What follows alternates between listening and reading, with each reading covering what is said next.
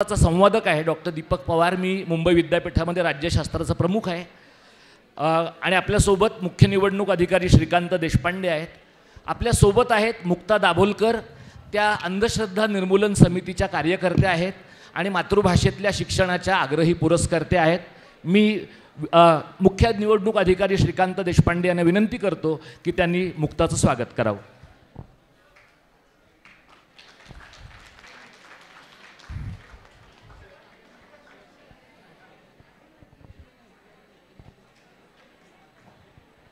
आपले दुसरे वक्ते आहेत सॅबी परेरा, ते स्तंभलेखक आहेत। तुम्ही सॅबी परेरांचं फेसबुक प्रोफाईल जर पाहिलं तर कमालीचं लोकप्रिय आणि कमालीचं उपहासात्मक व्यंग्यात्मक लिहिणारे ते लेखक आहेत आणि टपालकी या त्यांच्या पुस्तकाला महाराष्ट्र शासनाचा पुरस्कार मिळालेला आहे। राहुल सरवटे हे अहमदाबादच्या एका खाजगी विद्यापीठामध्ये प्राध्यापक आहेत आणि अमेरिकेतनं भारतीय आधुनिकतेच्या संदर्भातल्या विषयावरचं PhD करून ते आलेले आहेत। आपल्यासोबत सचिन पवार आहेत। सचिन हा वारकरी पंथातला कीर्तनकार आहे, नव्या पिढीतला कीर्तनकार आहे आणि तुम्हा सगळ्या मंडळींना यूट्यूबच्या रीलवर ज्या प्रकारचे कीर्तनकार दिसतात तसा कीर्तनकार नाही, त्याच्या कीर्तनांमध्ये आंबेडकरांचा उल्लेख असतो असा नवा कीर्तनकार आहे। आणि माझी सहकारी डॉक्टर गायत्री लेले ही मुंबई विद्यापीठामध्ये सहाय्यक प्राध्यापक आहे राज्यशास्त्राची आणि मास्क आडच्या गप्पा या नावाचं एक फेसबुकवरचं तिचं सदर ती नियमितपणाने लिहिते आणि पुरुष स्पंदन या दिवाळी अंकासाठी तिने मॅन्सप्लेनिंग या विषयावरचा एक अतिशय उत्तम लेख लिहिलेला आहे। तुम्हाला असं वाटेल की हे सगळं मी का उरकतो आहे, काहीसा त्याला एक उरकण्याचा हे तुम्हाला दिसेल। याचं कारण ज्यांचं स्वागत होतं आणि जे स्वागत करतात त्यांना त्या सगळ्या प्रक्रियेमध्ये रस असतोच, कारण ती एक फोटो ऑप आहे। पण जे श्रोते आहेत त्यांना असं वाटतं की हे कधी संपणार आहे आणि आम्हाला जे ऐकायचं आहे ते कधी चालू होणार आहे किंवा होणार आहे की नाही। त्यामुळे मी विद्यापीठातून आलो आहे। या कार्यक्रमामध्ये विद्यापीठ आहे आणि शासनाचे 2 विभाग आहेत। म्हणजे जिल्हाधिकाऱ्यांचं कार्यालय आहे, मुख्य निवडणूक अधिकाऱ्यांचं कार्यालय आहे। अशा सगळ्या यंत्रणांमध्ये अनेकदा ऐकणाऱ्या माणसांच्या सहनशीलतेचा अंत पाहिला जातो। तर हा जो काही परिसंवाद आपण घेणार आहोत त्याच्यामध्ये 2 भाग असतील याचे। सुरुवातीला 5 ते 7 मिनिटांचं निवेदन प्रत्येक मान्यवराचं स्वतःचं असणार आहे आणि त्यानंतर तुमचे प्रश्न असतील। आणि एक तुम्हाला मी सांगतो की तुमच्या प्रश्नांच्या बाबतीमध्ये तुम्हाला 2 प्रकारची अडचण जाणवू शकते। विशेषतः मी ज्या विद्यापीठातनं येतो तिथे की मी समजा मराठीतनं विचारलं आणि बाकीच्या लोकांना इंग्रजी कळत असलं तर माझ्या मराठीला लोक हसतील। या विद्यापीठामध्ये येणाऱ्या सगळ्यांना मराठी नीट कळतं आहे, त्यामुळे तो प्रश्न नाही। आणि दुसरं, तुम्हाला संविधान दिनाच्या दिवशी का होईना चुकीचा प्रश्न विचारण्याचं स्वातंत्र्य असलं पाहिजे। इतर दिवशीही असलं पाहिजे पण किमान संविधान दिनाच्या दिवशी असलं पाहिजे। आणि ही 5ही मंडळी तुम्ही जे प्रश्न विचाराल त्या प्रश्नांच्या बाबतीमध्ये त्यांची उत्तरं देतील आणि तुमचे जे प्रश्न लोकशाहीबद्दलचे आहेत, जे व्यवस्थेबद्दलचे आहेत, त्या प्रश्नांची उत्तरं मुख्य निवडणूक अधिकारी श्रीकांत देशपांडेही देतील।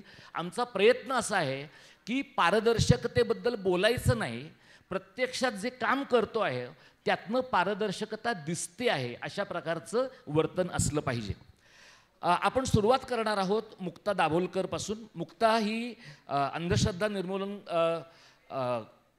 चळवळीची कार्यकर्ती आहे आणि ती नरेंद्र दाभोलकरांची कन्या आहे। पण ती नरेंद्र दाभोलकरांची कन्या आहे हे वाक्य मी घराणेशाही या अंगाने वापरत नाही, ती त्यांच्या विचारांची वारसदार आहे। आणि नरेंद्र दाभोलकरांचा विचार अंमलात आणणं ही केवढी धोक्याची गोष्ट आहे समकालीन भारतीय समाजामध्ये, हे मुक्ता हमीद यांना ज्या प्रकारचं आयुष्य दाभोलकरांच्या हत्येनंतर जगावं लागतं आहे त्यातनं तुम्हाला त्याचा अंदाज येईल।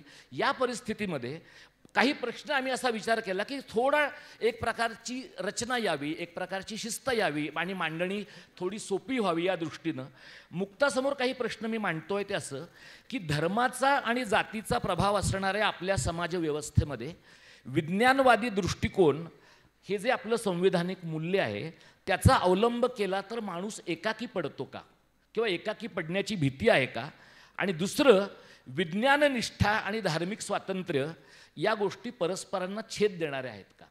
आणि तिच्यासाठीचा तिसरा प्रश्न आहे की समाजाचं सुशिक्षित, समृद्ध आणि तंत्रसाक्षर होणं आणि वैज्ञानिकदृष्ट्या अलोकशाहीवादी होणं याची तुम्हाला कशी संगती लावता येईल. साधारणपणे 5 ते 7 मिनिटामध्ये प्रारंभिक निवेदन होईल.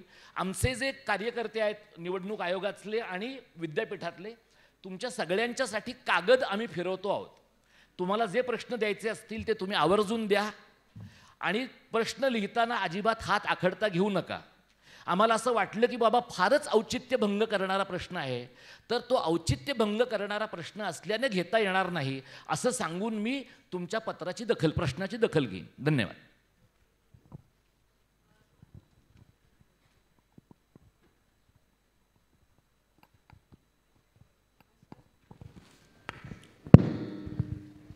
हॅलो, हां, नमस्कार.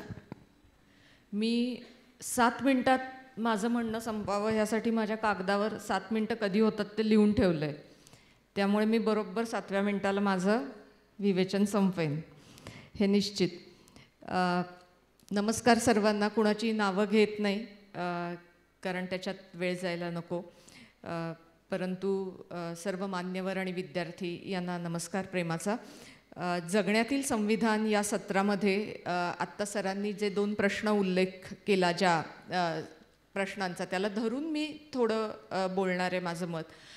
डॉक्टर आंबेडकरांनी संविधानाबद्दल असं म्हटलेलं आहे की संविधान आले म्हणजे कार्यभाग संपलेला नाही.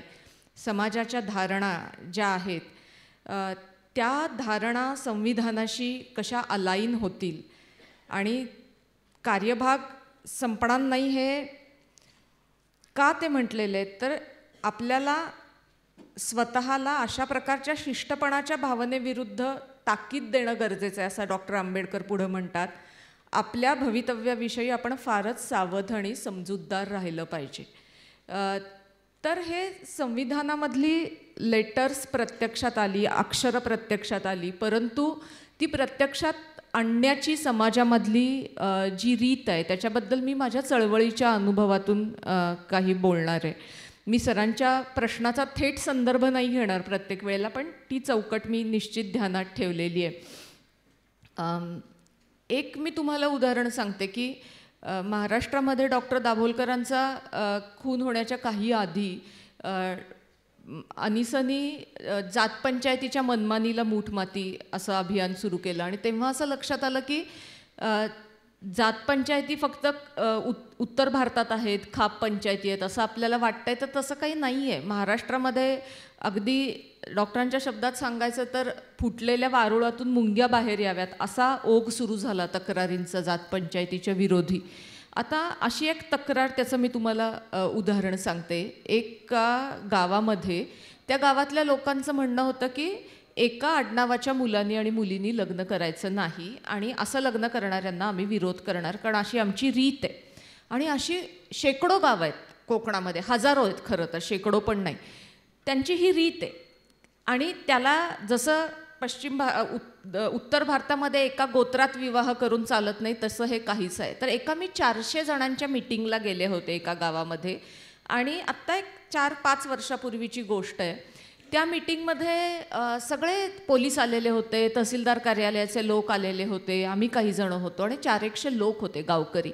तर त्या गावातल्या प्रत्येक माणसाचं असं ठाम मत होतं की त्यांची ही जी धारणा आहे की एका आडनावाच्या मुलांनी आणि मुलींनी लग्न करू नये तो जणू इथला कायदा आहे असं त्यांना ठामपणे वाटत होतं की ही गोष्ट आपल्या समजुतीची गोष्ट कायदेबाह्य आहे हे त्यांना मान्यच नव्हतं. ह्याची त्यांना एक तर जाणीव पण नव्हती आणि त्यांना जाणीव करून दिलं तर हे मान्य करायची त्यांची तयारी नव्हती. म्हणजे संविधानाने दिलेलं स्वातंत्र्य प्रत्यक्षात येण्यासाठी समाजाच्या धारणांचा काय संदर्भ असतो हे तिथं जाऊन लक्षात येतं. काल मी कोल्हापूरमध्ये बरेच कार्यक्रम, बऱ्याच महाविद्यालय, 3 महाविद्यालय शाळांमध्ये गेले. तिथल्या एका महाविद्यालयात मी मासिक पाळीबद्दल मुलींनी प्रश्न विचारला, त्यामुळे नंतर बोलत होते वैज्ञानिक दृष्टिकोनातून मासिक पाळी याबद्दल. आणि खरंच पाळीच्या वेळेला मुलगी अपवित्र होते का हा प्रश्न होता मुलींनी विचारलेला. तर माझा स्वतःचा असा अनुभव आहे की 30 वर्षापूर्वी कोणी महाराष्ट्रात हा प्रश्न विचारायचं नाही, मुलगी समोर उभं राहून, किंवा विचारायला तिला लाज वाटायची, अगदी 15 वर्षापूर्वी पण आता अगदी उघडपणे हा प्रश्न मुली विचारतात. पण जेव्हा याची आम्ही सगळ्याची चर्चा केली आणि त्या संस्थेचे जे अध्यक्ष होते ते समारोपाला उभे राहिले, त्यांनी आवर्जून मला त्यांच्या संस्थेत बोलवलं होतं. म्हणजे ह्याचा अर्थ मी तिथं येणं त्यांना अपेक्षित होतं. तर ते नंतर म्हणाले त्या मुलींना उद्देशून की ह्या ताईंनी जे सांगितलेलं आहे ते अगदी बरोबर आहे, पण उद्या जर घरी जाऊन तुम्ही हे आईला सांगाल तर कमरेत लाथ खाल, अशा शब्दात त्यांनी मुलींना सांगितलं. पण मला वाटतं की मी तुमच्यासमोर हे का मांडते की एका बाजूला अशा गोष्टी आहेत की ज्या समाजाला अजिबात मान्य नाहीत, ज्या संविधानामध्ये लिहिलेल्या आहेत, तरी दुसऱ्या बाजूला अशा गोष्टी आहेत की ज्या संविधानामध्ये लिहिलेल्या आहेत. म्हणजे आता उदाहरणार्थ जगण्याचे स्वातंत्र्य आर्टिकल 21 आहे, तर सन्मानाने जगण्याचं स्वातंत्र्य त्यात येतं. त्यामुळे पाळीच्या वेळेला बाजूला बसणं हे त्याच्यामध्ये सन्मानाने जगणं नाही आहे. त्यामुळे हे चक्क संविधानिक अधिकारांचं उल्लंघन असू शकतं.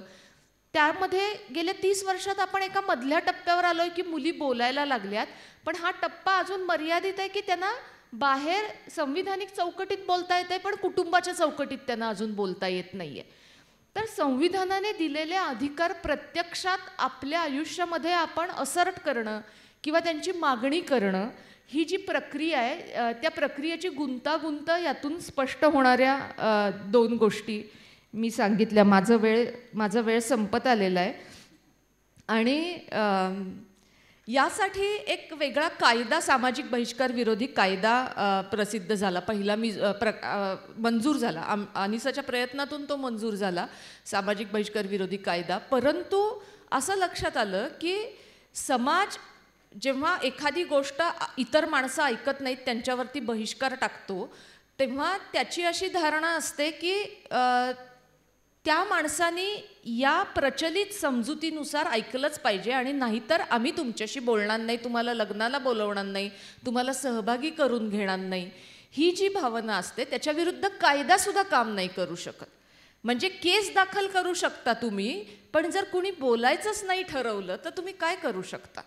म्हणजे त्यामुळे हे खूप महत्त्वाचं आहे की माणसांना संविधानातली जी मूल्य आहेत ती स्वतःची वाटली पाहिजेत आणि त्या मूल्यांनुसार स्वतःला घडवावंसं वाटलं पाहिजे. अजून एक गोष्ट की यातून माणूस समाजापासून, म्हणजे बहिष्कार टाकतो तेव्हा काय होतं की माणूस समाजापासून तुटण्याचीच प्रक्रिया घडते, पण त्याबरोबर असा आवाज उठवणारी माणसं समाजात गरजेची आहेत की ज्यांच्या संविधानिक हक्कांची पायमल्ली होते असा संविधानाच्या विचाराला धरून जगल्यामुळे. आणि प्रत्येकाला ज्याला हा आवाज उठवायचा आहे त्याला अशा प्रकारचं काहीतरी बळ मिळालं पाहिजे. दुसरं म्हणजे मला एक सांगायचं आहे की जेव्हा महाराष्ट्रात जादूटोणा विरोधी कायदा झाला त्यानंतर कर्नाटकमध्ये पण असा कायदा झाला, पण महाराष्ट्रात कायद्याखाली या जवळपास 1000पेक्षा जास्त गुन्हे गेल्या 9 वर्षात दाखल झालेत आणि कर्नाटकात मला खात्री आहे की 7-8 गुन्हे मॅक्सिमम दाखल झाले असतील. तर हे कशामुळे घडलं, तर मला वाटतं की एक चळवळ जिवंत असणं, समाजामध्ये भूमिका घेणारी. कायदे खूप होतात, ते प्रत्यक्षात आणण्यासाठी कोण लढणार आहे आणि कोण वेळ देणार आहे हा प्रश्न आहे. तर संविधान प्रत्यक्षात आणण्याची जबाबदारी, मी ज्या कार्यक्षेत्रात काम करते त्याच्यामध्ये 51A हे आर्टिकल आहे की ज्याच्यामध्ये वैज्ञानिक दृष्टिकोनाच्या प्रचार प्रसार अंगीकाराची आपल्या सगळ्यांचं मूलभूत कर्तव्य आहे संविधानाच्या मते. तर मला वाटतं प्रत्येक एकेका मूल्यावर अशा आयुष्यव्यापी चळवळी उभ्या राहू शकतात आणि राहिल्या तरच त्या मूल्याची धारणा या समाजामध्ये होण्याच्या शक्यता वाढतील. अशा प्रकारच्या आयुष्यात आपण सगळे जगत आहोत. मला इथे एक सांगायचं, सचिन पवार इथं उपस्थित आहेत. सचिन पवार जेव्हा डॉक्टरांचा खून झाला तेव्हा सचिन पवार विद्यापीठामध्ये एक विद्यार्थी होते तुमच्यासारखे आणि तत्त्वज्ञान विभागाचे विद्यार्थी होते आणि ते वारकरी कुटुंबातनं येतात. तर त्यांनी आणि त्यांच्या मित्रांनी, आमचा त्यांचा काहीही संपर्क नव्हता, स्वतःहून निर्णय घेतला की जादूटोणा विरोधी कायद्याबद्दल जो अपप्रचार होतो तो अपप्रचार मला खोडून काढायचा आहे. हा अपप्रचार खोटा आहे, म्हणजे हा प्रचार खोटा आहे आणि हा कायदा झाला पाहिजे. म्हणजे हा जो तिसरा प्रश्न आहे की धार्मिकता आणि वैज्ञानिक विचार याचा काय एकमेकांशी संबंध आहे, आणि काहीही आमच्याशी संबंध नसलेली ही मुलं त्यांनी यात्रा काढली आणि त्यांनी कीर्तनातनं हा विचार पोचवला महाराष्ट्रामध्ये स्वतःची जबाबदारी म्हणून. म्हणजे वैज्ञानिक दृष्टिकोन पूर्ण धार्मिक परंपरेतनं आलेली मुलं ही सांगड घालण्याची जबाबदारी त्यांनी मानली, कोणीही त्यांना न सांगता. तर हे देखील समाजामध्ये घडू शकतं. तर मला वाटतं की एकटेपणाची भीती आपण एकत्र येऊन उल्लंघिली पाहिजे. ती मोठी असते भीती, आणि संविधानिक मूल्य हीच खऱ्या धार्मिकतेला अभिप्रेत असलेली मूल्य आहेत. यावर विश्वास ठेवून पुढे गेलं पाहिजे. धन्यवाद. धन्यवाद.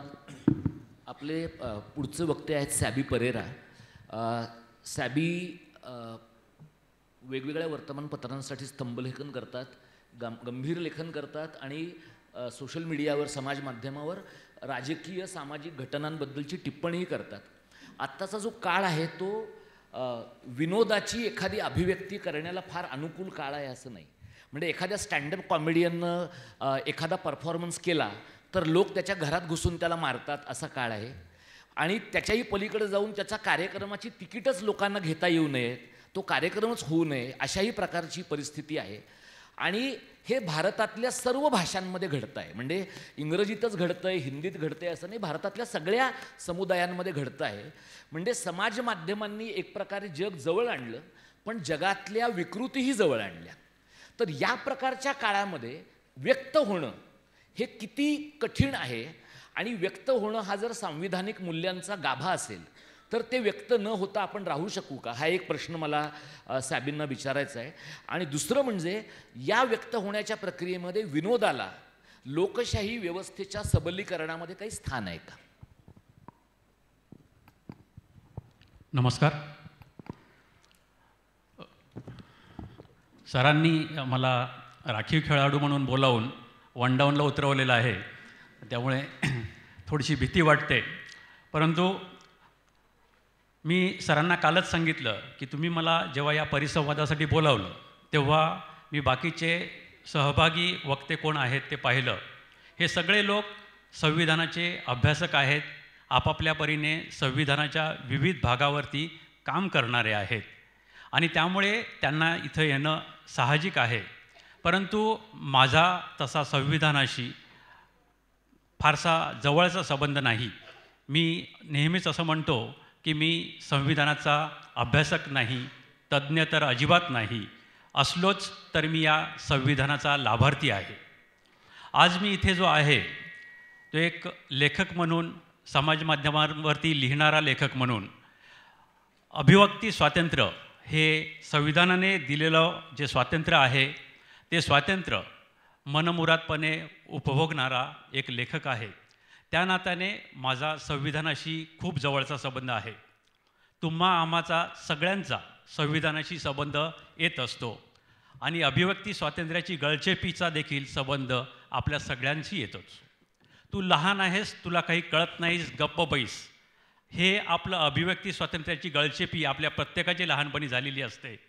आणि सर, तुम्ही तुमच्या विचारांची पुष्प आम्हाला ऐकवाल का, असं म्हणणाऱ्यांच्या नशिबी देखील अभिव्यक्ती स्वातंत्र्याची गळचेपी येत असते. आपल्याला जे काही वाटतं ते मोकळेपणाने मांडता येणं हे लोकशाहीचं बलस्थान आहे. त्यामुळे अभिव्यक्ती स्वातंत्र्याला अतोनात महत्त्व आहे. हल्ली सोशल मीडियामुळे या अभिव्यक्ती स्वातंत्र्याला अधिक वाटा फुटलेल्या आहेत. या सोशल मीडियाने अधिकाधिक लोकांना व्यक्त होण्याचं स्वातंत्र्य दिलेलं आहे, आणि त्याच वेळेला अधिकाधिक लोकांना, ह्या व्यक्त होणाऱ्यांना ट्रोल करण्याचं देखील स्वातंत्र्य दिलेलं आहे.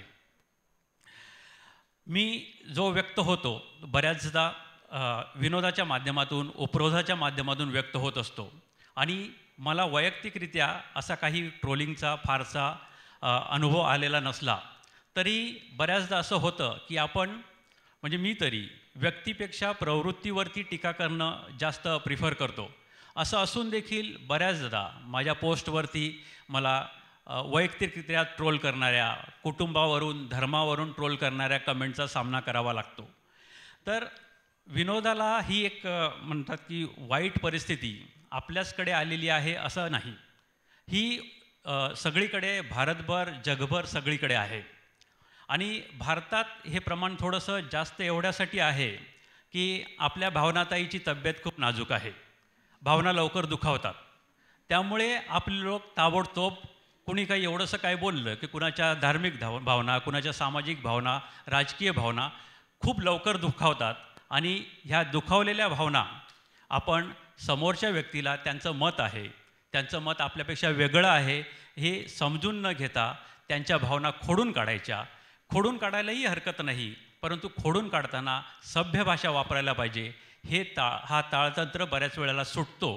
हे असं समाज माध्यमावरती जास्त नजरेस येत आहे.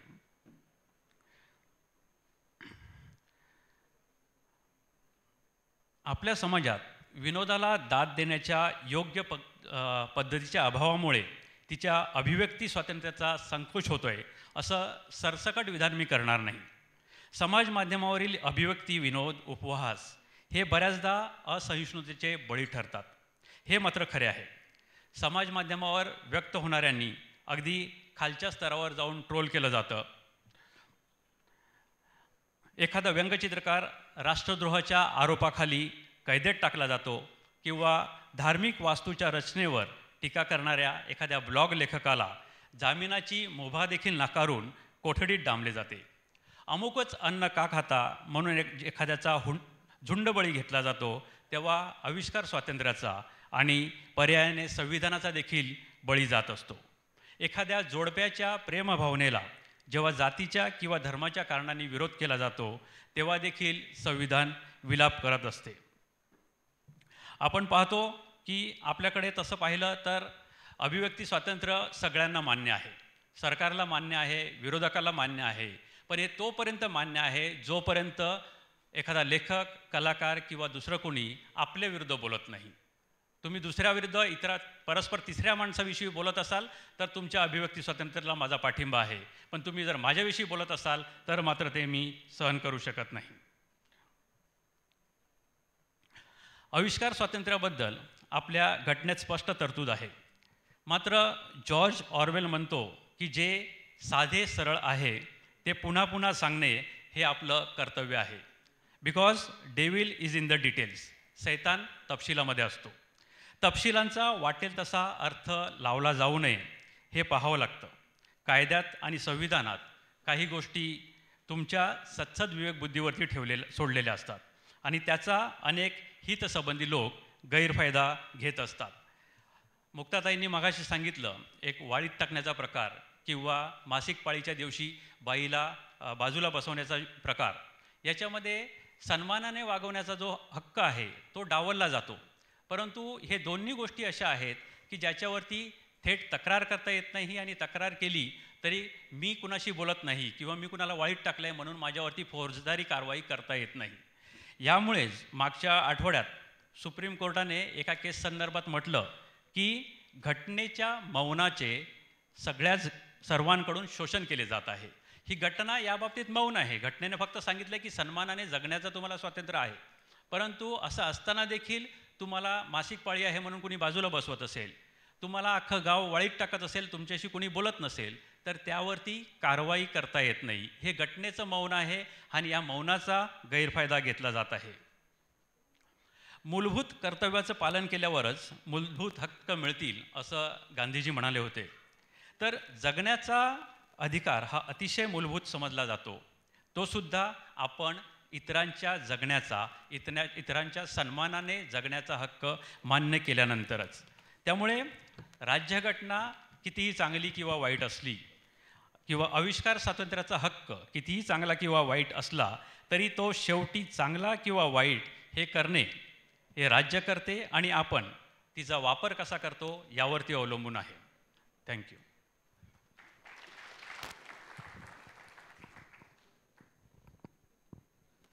आपले तिसरे वक्ते आहेत राहुल सरवटे. काल आम्ही सगळे वक्ते ज्या वेळेला वक्त्यांबरोबर आयोजक जेव्हा आम्ही चर्चा करत होतो, साधारणपणे आमच्या परिसंवादाच्या बाबतीत आम्ही असं ठरवलं आहे की परिसंवादाच्या आदल्या दिवशी सगळ्या वक्त्यांशी गप्पा मारायच्या. ज्यातनं वक्त्यांना एकमेकांच्या बोलण्याबद्दलही स्पष्टता येते आणि आम्हालासुद्धा हा कार्यक्रम कोणत्या दिशेनं जाणार आहे किंवा न्यायचा आहे याच्याबद्दलची स्पष्टता येते. आणि आमचा हमखास असा अनुभव आहे की अशा चर्चा ज्या वेळेला घडतात तेव्हा आमच्या वक्त्यांमध्ये कोणत्या ना कोणत्या मुद्द्यावर खडाजंगी होतेच आणि ती एन्जॉय करणं हा आमच्या कामाचा भाग आहे. कारण त्या निमित्तानं त्या वक्त्यांचं वेगवेगळं म्हणणं आमच्यापर्यंत पोचतं. तर कालची चर्चा म्हणजे त्याच्या तपशिलात मी जात नाही. कालच्या चर्चेमध्ये मुक्ताने मांडलेले काही मुद्दे, राहुलने मांडलेले काही मुद्दे, हे दोनही मुद्दे सांविधानिक मूल्यांच्या अंमलबजावणीकडेच जाणारे होते. फक्त कदाचित वाटा वेगळ्या असतील अशी एक शक्यता आपण त्याच्यात गृहीत धरूया. राहुलने मुंबई विद्यापीठामधनं त्याचं शिक्षण घेतलेलं आहे. तिथं शिकून झाल्यानंतर इथं काही काळ नोकरी करून मग अमेरिकेत शिकून आता तो एका खाजगी विद्यापीठामध्ये शिकवतो आहे. म्हणजे तो एका स्टेट पब्लिक युनिव्हर्सिटीमध्ये शिकून एका खाजगी विद्यापीठामध्ये आता प्राध्यापक म्हणून काम करतोय. हा त्याच्या अनुभवाचा स्पेक्ट्रम आहे. या अनुभवाच्या स्पेक्ट्रममुळे त्याला सांविधानिक मूल्यांची समाजाच्या वेगवेगळ्या घटकांमधली काय गरज आहे याच्याबद्दलची कदाचित आपल्यापेक्षा थोडी अधिक स्पष्टता असणार आहे. आणि तो 20व्या शतकातल्या महाराष्ट्राचा अभ्यासक आहे.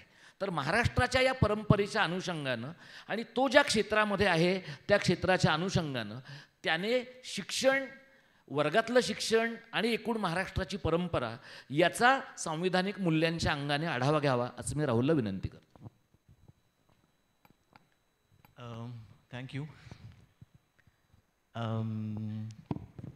खूप व्यापक मुद्दे आहेत आणि मी जरासं उदाहरणासकट बोलण्याचा प्रयत्न करीन ज्याने काही गोष्टी आपल्याला स्पष्ट होऊ शकतील.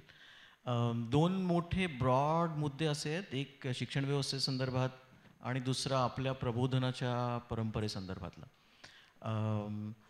पहिला मुद्दा मी प्रबोधनाबद्दल बोलीन.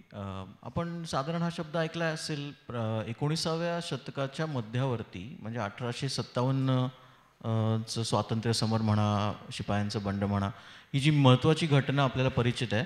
तिथून वसाहतिक सत्ता भारतात एका अर्थाने संपूर्ण भारत इंग्रजी सत्तेच्या ताब्यात जातो, राणीच्या अंमलाखाली येतो आणि तिथून नव्या व्यवस्था भारतात सुरू होतात. ज्याला दुसऱ्या बाजूनी या नव्या व्यवस्था कुठल्या शिक्षण व्यवस्था असेल, रेल्वेसारखी सिस्टीम असेल, नव्या पद्धतीने सेन्ससची सुरुवात असेल, जनगणना ज्याला आपण मराठीत म्हणतो, नवे कुळ कायदे असतील, जमिनीच्या किंवा टॅक्सेशन संदर्भातल्या नव्या व्यवस्था असतील, जमीनदारीसारखा वर्ग बंगालमध्ये सुरू झाला असेल. यामुळे अशा काही भारतीय समाजाला आमूलाग्र बदलणाऱ्या घटना 1850 नंतर जास्त व्यापक अर्थाने घडू लागतात. ज्याला आपण आधुनिक भारत म्हणतो तो या वसाहतिक व्यवस्थेचं प्रॉडक्ट आहे एका बाजूला. आणि दुसरीकडे त्याच आधुनिक भारतातले लोक ज्यात राममोहन रॉय असतील, महात्मा फुले असतील, अनेक मोठी नावं खूप आहेत, मुख्य प्रश्न असा विचारू पाहतात की आपण भारतीय लोक या व्यवस्थेपासून ह्या इंग्रजी सत्तेसमोर का पराभूत झालो. आणि त्यातलं एक महत्त्वाचं उत्तर आहे. त्याला 2 उत्तरं दिली गेली. त्यातलं एक उत्तर असं होतं की आपण पराभूत झालो, आपल्यासारखा खंडप्राय देश म्हणजे विचार करा तेव्हाचा भारत म्हणजे आजच्या पेशावरपासून ते ढाक्यापर्यंत पसरलेला असा एक खंडप्राय प्रदेश, विविध भाषा, विविध संस्कृती, विविध धर्म, विविध प्रकारचे इतिहास असणारा एक अत्यंत व्यामिश्र असा समूह या छोट्याशा देशाकडून का पराभूत झाला. त्याचं एक उत्तर देण्याचा असा प्रयत्न झाला की आपण पराभूत झालो याचं एक कारण असं आहे की आपण आपल्या प्रथा, परंपरा, विचार, पद्धती यांच्यामध्ये अडकून पडलेलो आहोत. आपल्याकडे सतीसारखी व्यवस्था आहे, जातीयता आहे, खूप कारणं आहेत.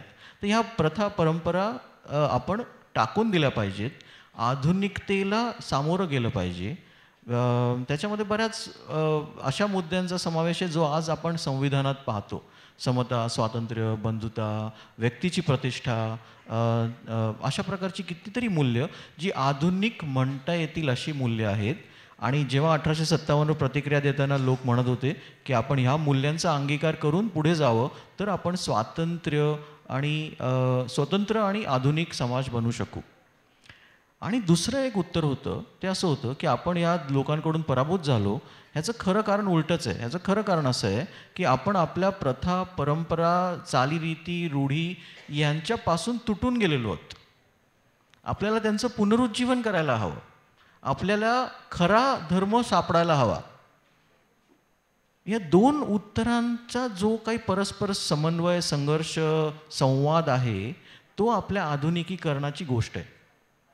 आणि त्या संवादातून आपलं संविधानात जी मूल्य व्यक्त होतात ती मूल्य आहेत. आणि ती मूल्य कुठून तरी बाहेरून आलेली नाही आहेत. ती मूल्य आपण सगळ्यांनी मिळून मान्य केलेली मूल्य आहेत की ज्या दिशेने आपला समाज जायला हवा, ज्या पद्धतीने आपण स्वतःची ओळख निर्माण करायला हवी आणि त्या मूल्यांच्या प्रकाशात पुढचं भविष्य पाहायला हवं. त्यामुळे आजचं संविधान हे एका अर्थाने एक ऐतिहासिक दस्तावेज आहे जो दीर्घ काळ घडत गेला. आणि आपल्या सगळ्यांचा जो वैचारिक, सामाजिक, राजकीय वारसा आहे, सांस्कृतिक वारसा आहे, तो सगळा त्या संविधानात एका अर्थाने प्रतिबिंबित होतो. जेव्हा आपण म्हणतो we the people of India, we the पीपलमधला जो वी आहे, आपण आहोत, त्या विलचं, पॉप्युलर विलचं एक प्रकारचं प्रतिनिधित्व संविधान करतं. दुसरा एक छोटासा मुद्दा असा की हे सगळं जे काही आहे, ही मूल्य, ह्या विचारप्रणाली, काही एक दिशा, भविष्यदर्शक दृष्टिकोन, हे सगळं एका पुस्तकात बंद ठेवून त्याची कधीतरी संविधानाच्या दिवशी त्याला सॅल्यूट करणं हे पुरेसं नाही आहे. इनफॅक्ट हे अत्यंत घातक आहे. संविधान एका अर्थाने आपल्या जगण्यात, हा जो काही खरोखरचा मुद्दा आहे की जगण्यात संविधान उतरणं, याचा अर्थ आपण ह्या मूल्यांचं पालन करणं, आपल्या जगण्यामध्ये ती मूल्य, त्या प्रकारची सहिष्णुता. आता जे सॅबी म्हणत होते की ज्या प्रकारच्या संवादाच्या रचना आता जन्माला आलेल्या आहेत की असहिष्णू होत जाणं एकमेकांबद्दल, हे लोकशाहीला, सबलीकरणाला, लोकशाहीच्या विकासाला कुठल्याही अर्थाने चालना देणारं किंवा चांगलं नव्हे. तर संविधान हे कुठेतरी एका पुस्तकात आहे, ते कधीतरी आपण ऐकू, वाचू, त्याचा आपल्याशी संबंध नाही असं नसून ते आपल्या रोजच्या जगण्याशी अत्यंत जैविकदृष्ट्या जोडलेलं आहे. आणि दुसरा जो मुद्दा होता शिक्षणाचा, त्याबद्दल मी अगदी थोडक्यात म्हणू पाहतो, ज्याच्याशी माझ्या वैयक्तिक शिक्षणाचाही संबंध आहे. मी मुंबईत वाढलो आणि मी माझ्या घरातल्या लोकांबद्दल जरा किंचितचा वैतागाने आणि काहीशा गमतीने नेहमी म्हणायचो की आपल्या घरात आधी लोक इंजिनियर असतात आणि मग जन्माला येतात. त्यामुळे सगळ्यांनी इंजिनिअरिंग करायचं अशाच पद्धतीच्या घरात मी वाढलेलो होतो. आणि मला वाङ्मय, इतिहास, तत्त्वज्ञान यांची खूप आवड होती. आणि हे सगळं करण्यासाठी मला भयंकर उद्योग करायला लागले. आधी मला सायन्सला पाठवलं, मग ते मला आवडलं नाही. मग त्यांनी कॉम्प्रोमाइज फॉर्म्युला म्हणून मला इकॉनॉमिक्समध्ये BA करायला लावलं, मग ते मला आवडलं नाही. मग अजून एक कॉम्प्रोमाइज फॉर्म्युला म्हणून मी जर्नलिझमचा डिप्लोमा केला, तो मला आवडला नाही.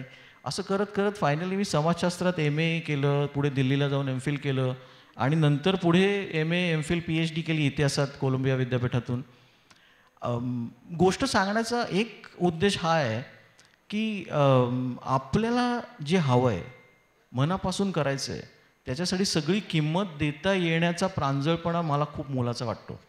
म्हणजे शिक्षण हे केवळ एक डिग्री आणि जी आपल्याला नोकरीला कुठेतरी लावेल आणि 2 पैसे मिळवून देईल एवढी मेकॅनिकल नाही आहे शिक्षण. आणि जसं आता ताराताई म्हणत होत्या की शिक्षण आपण सुशिक्षित आहोत का फक्त साक्षर आहोत, हे खरंच तपासायची गरज आहे. की आपली साक्षरता ही सुशिक्षणाकडे कधी जाऊ शकेल, जेव्हा शिक्षणाचा आधार हे एक अत्यंत फंडामेंटल अर्थाने मूल्य बनेल. मूल्य, व्हॅल्यू, आपल्याला काय व्हॅल्युएबल वाटतं, काय मौल्यवान आहे, जे टिकवायला हवं, ज्यासाठी संघर्ष आवश्यक आहे. आणि ती गोष्ट कृत्रिम असू शकत नाही, आपल्या बाहेरची असू शकत नाही, आपल्या आत ती असायला लागेल. त्यामुळे संविधान हे मला कधी नेहमी असं वाटतं की ते केवळ तांत्रिक कायदे जे मोडल्यावर तुम्हाला शिक्षा होणार आहे असं नसून, संविधान हे सामाजिक नीतिमत्तेबद्दलचं विधान आहे. आपण सगळे जे समाज म्हणून एकत्र येऊ पाहतोय, we the people of India असं म्हणतोय, ते पीपल ऑफ इंडिया त्यांची सामाजिक नीतिमत्ता काय आहे, कुठली मूल्य आपण मान्य करतो, ती आपल्या जगण्यात उतरतात का, हा माझ्या मते अत्यंत महत्त्वाचा प्रश्न आहे, जो आपण उत्तर द्यायला प्रत्येकाने द्यायला हवं. शेवटचं एक छोटं उदाहरण सांगतो तुम्हाला. तुम्ही कदाचित हे नाव ऐकलं असेल. इमॅन्युअल कांट नावाचा एक प्रख्यात तत्त्वज्ञ होऊन गेला. अशी कुठलीही विद्याशाखा नाही ज्या विद्याशाखेवर कांटच्या तत्त्वज्ञानाचा प्रभाव पडला नाही. कुठल्याही अगदी विज्ञानातल्या वेगवेगळ्या शाखांपासून ते humanities, philosophy, social sciences. Can't जेव्हा मेला तेव्हा त्याच्या थडग्यावरती एक वाक्य लिहिलं गेलं. ते वाक्य असं होतं, above me is the starry heaven and within me is the moral law. माझ्यावरती एक तारांकित आकाश आहे आणि खराखुरा नैतिक कायदा माझ्या हृदयात घेऊन मी या जगाचा निरोप घेतो. हा जो नैतिक कायदा आहे ना, तो आपला आपण आहे. आपल्या स्वतःला मिळणारी ती एक दृष्टी आहे. त्या दृष्टीने आपल्याला मदत होणार आहे आणि ती दृष्टी आपण बांधवू शकलो तर आपण खऱ्या अर्थाने सुशिक्षित झालो असं म्हणू शकू. थँक्यू.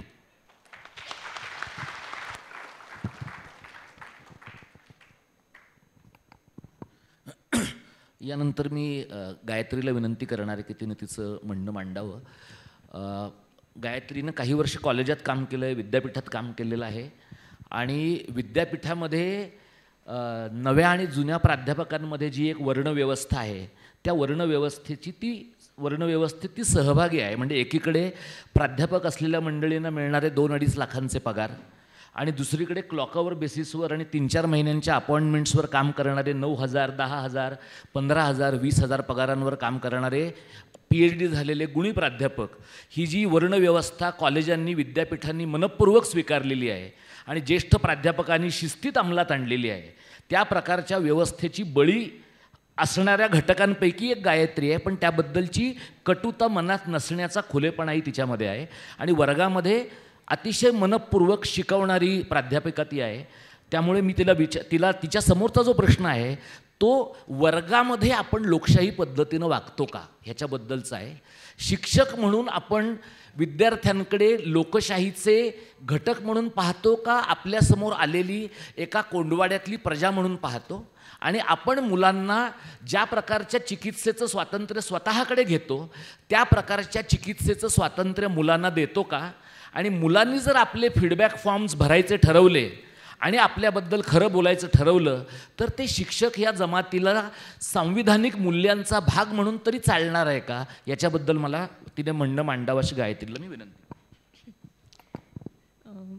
नमस्कार सगळ्यांना. आणि मी व्यवस्थेची बळी आहे पण तरीही मनापासून शिकवते आहे हे म्हटल्याबद्दल पहिल्यांदाच थँक्यू. खूप कठीण प्रश्न आहे की आपण वर्गात जेव्हा शिकवायला जातो तेव्हा खऱ्या अर्थाने लोकशाहीवादी किंवा वेगवेगळ्या मूल्यांचा, समता, स्वातंत्र्य, न्याय, बंधुता, सहिष्णुता वगैरे या मूल्यांचा खरोखर शिक्षक म्हणून पुरस्कार करू शकतो का.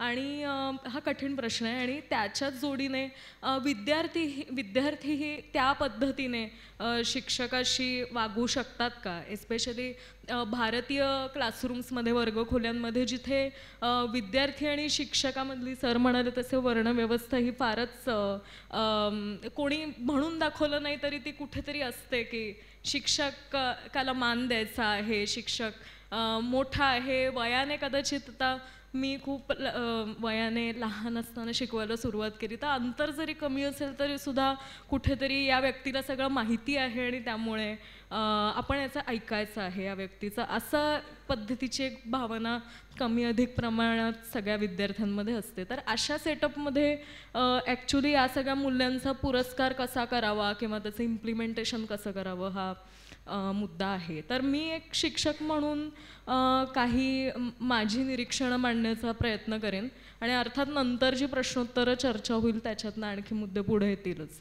तर सर्वात पहिल्यांदा तर एस्पेशली आजच्या काळात जिथे अधिकाधिक अभिव्यक्ती स्वातंत्र्याचा वेगवेगळ्या प्रकारे संकोच होतोय तर मला स्वतःला शिक्षक म्हणून माझी क्लासरूम किंवा वर्गखोली एक सेफ स्पेस वाटते. आता हे मी खूप जबाबदारीने बोलते, म्हणजे याला कदाचित विरोध होऊ शकतो, पण जाहीररित्या काही बोलणं किंवा लिहिणं हे अर्थात शक्य आहे आणि त्याला लोकांच्या प्रतिक्रिया येणार आहेत, चर्चा होणार आहेत.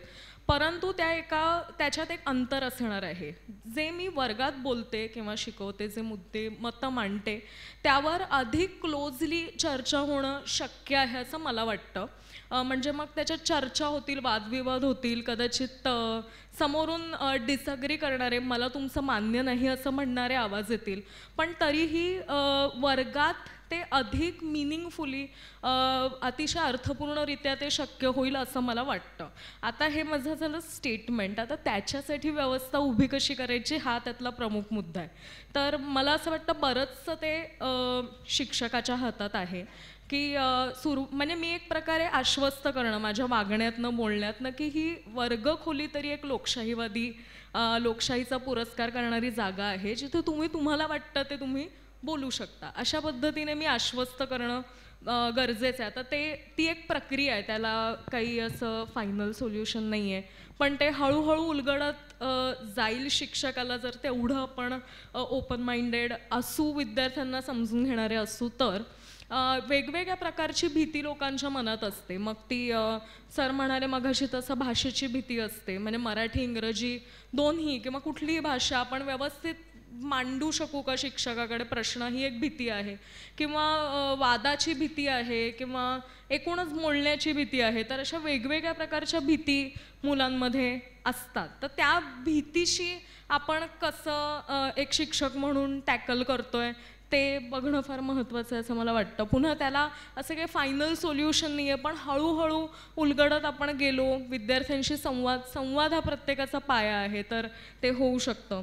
तर त्यामुळे बोलण्याचं स्वातंत्र्य तर दिलं पाहिजे, न बोलण्याचंही दिलं पाहिजे. तर सगळ्यांनी बोलाच, कराच, लिहाच. तर अशी जी ची भाषा आहे ती थोडीशी टाळली तर कदाचित आणखी आपण विद्यार्थ्यांच्या जवळ जाऊ शकू का असं मला वाटतं. सर फीडबॅकबद्दल बोलत होते. आता आपल्या इथे हे फार ट्रिकी आहे की both in public and private universities, की जिथे कसं लोकांकडनं ते भरून घ्यायचं किंवा भरून घ्यायचं की नाही यावर मतमतांतरं आहेत.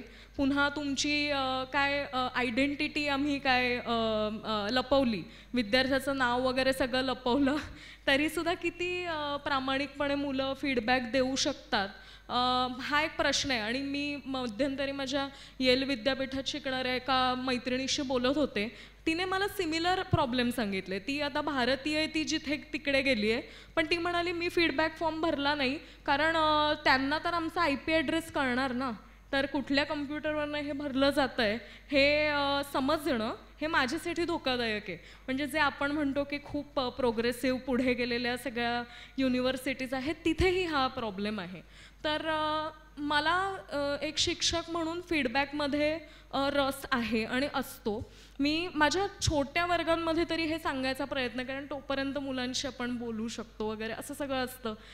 कोर्सच्या शेवटी मी त्यांना सांगायचा प्रयत्न करते की तुम्हाला कसं वाटलं हे मला सांगायचा प्रयत्न करा. म्हणजे मग मी असं जरा त्याला आणखी त्याच्यात भर घालते की नुसतं माझ्याबद्दल बोलू नका, पण एकूणच सिलेबसमध्ये, कोर्समध्ये तुम्हाला काय भर हवी आहे ते पण बोला वगैरे असं. माझा अनुभव असा आहे की फारसं कोणी फीडबॅक नाही देत अशा क्लोज किंवा कमी संख्या असलेल्या वर्गांमध्ये देखील. मला एक खरंच म्हणजे 2 किंवा 3च फीडबॅक आत्तापर्यंतच्या 7-8 वर्षाच्या शिक्षक म्हणून अनुभव आहे त्याच्यात मिळालेले. 2 आणि 3 ही फार कमी संख्या आहे. आणि त्या फीडबॅकचा मला स्वतःला प्रचंड फायदा झाला आहे. कारण एका फीडबॅकमध्ये लिहिलं होतं की तुम्ही एकच वाक्य वेगवेगळ्या प्रकारे खूप रिपीट करता. सुरुवात अशी तुमची म्हणजे नमनाला घडावर तेल खूप आहे, तर ते तुम्ही कमी करा असं एकाने मला बोलून दाखवलं.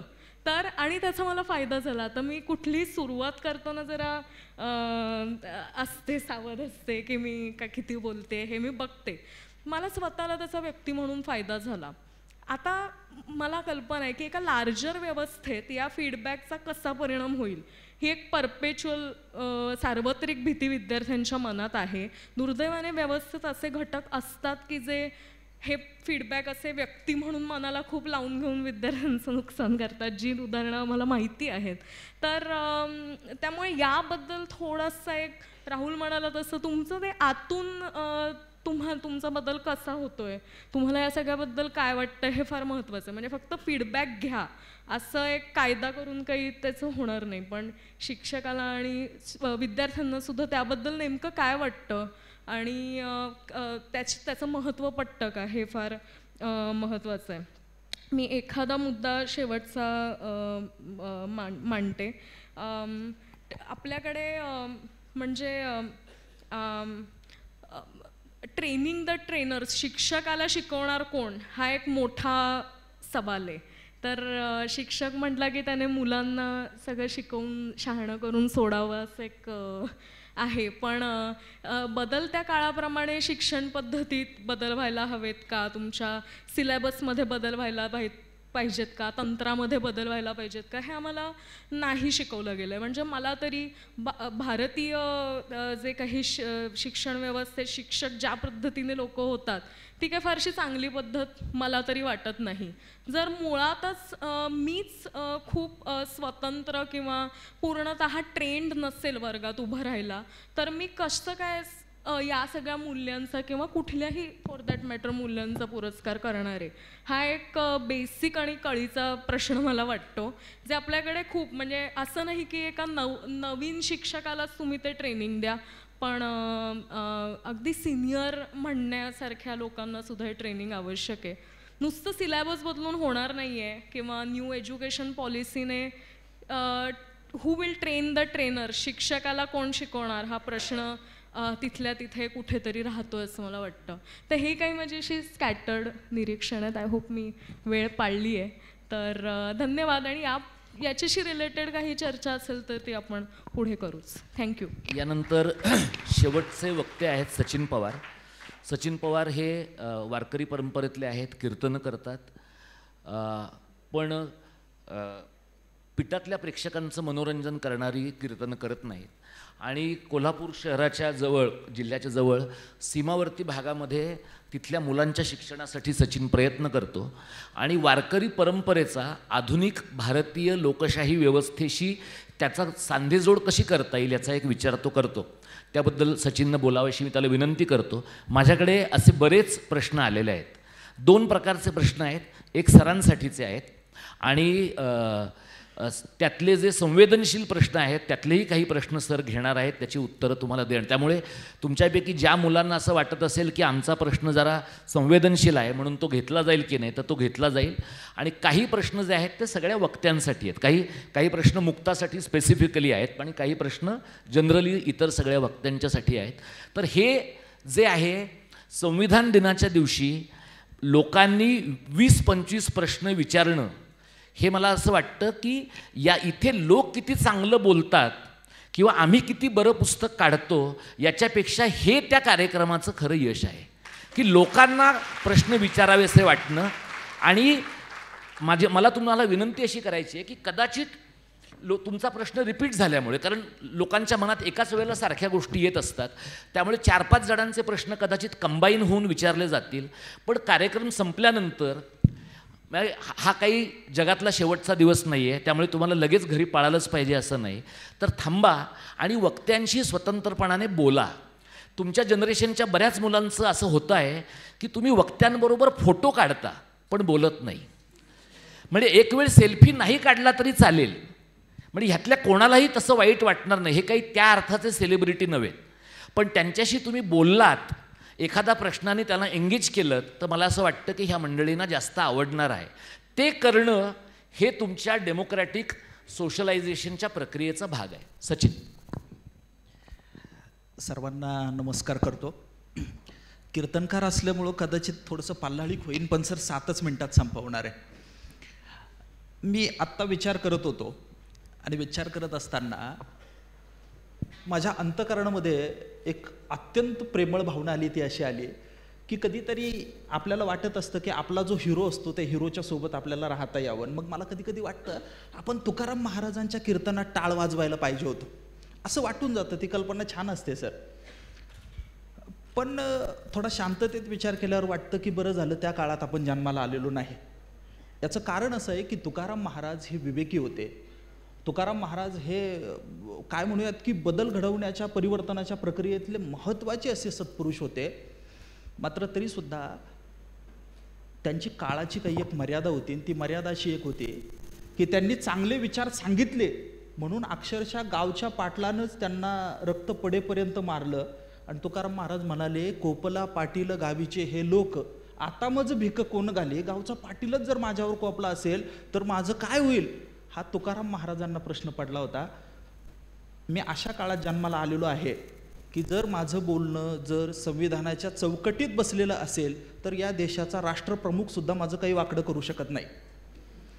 मी अशा परंपरेचा प्रतिनिधी आहे की ज्या परंपरेमध्ये जेव्हा ती सगळी सत्पुरुष मंडळी व्यक्त होत होती, ती व्यक्त होत असताना अवकाशच नव्हता. एक सरंजामी आणि मध्ययुगीन असा अवकाश असणं, आणि दुसऱ्या बाजूला की आता समजा देशपांडे सरांना एखादी गोष्ट वाटली तर ते अंमलात आणू शकतात का, कारण त्यांच्या हातामध्ये काही म्हटलं तरी एक अधिकार आहे. तुकाराम महाराज किंवा कुठल्याही विचारवंताला किती उत्कट गोष्ट वाटली तरी तो फार तर फार काय करू शकेल, सांगू शकेल आणि अनुयायांना तसं आव्हान करू शकेल, तो आदेश देऊ शकत नाही. साधू संतांनी लिहून ठेवलं, अनुयायांना आव्हान केलं, आणि आपल्याला आश्चर्य वाटेल की मागच्या 750 वर्षांमध्ये महाराष्ट्रातला विवेक नावाचा जो गोष्ट आहे, जे मूल्य आहे, ते जागं ठेवण्याचं काम संतांनी केलेलं आहे. आणि याच्याविषयी दुमत असूच शकत नाही. कदाचित काही लोक विठोबाला मानणार नाही, हरकत नाही, मात्र महाराष्ट्रामध्ये कुठलाही माणूस तुकाराम महाराज, ज्ञानेश्वर महाराज यांचं काम नाकारू शकत नाही. इतकं महत्त्वाचं काम या सगळ्या मंडळींनी करून ठेवलं. आज आपण सकाळपासून काही एक चर्चा करतोय, माझ्या मनात प्रश्न असा येऊन गेला की 750-800 वर्षांपूर्वी किती स्पेस आमच्या संतांनी स्त्रियांना दिला. ज्ञानेश्वर महाराज जेव्हा ताटी लावून बसले त्यावेळेस ज्ञानेश्वर महाराज असं म्हणाले नाही, मी तुझं ऐकणार नाही, पहिल्यांदा कुंकू लावून ये, असं ज्ञानेश्वर महाराज नाही ना म्हणाले. आणि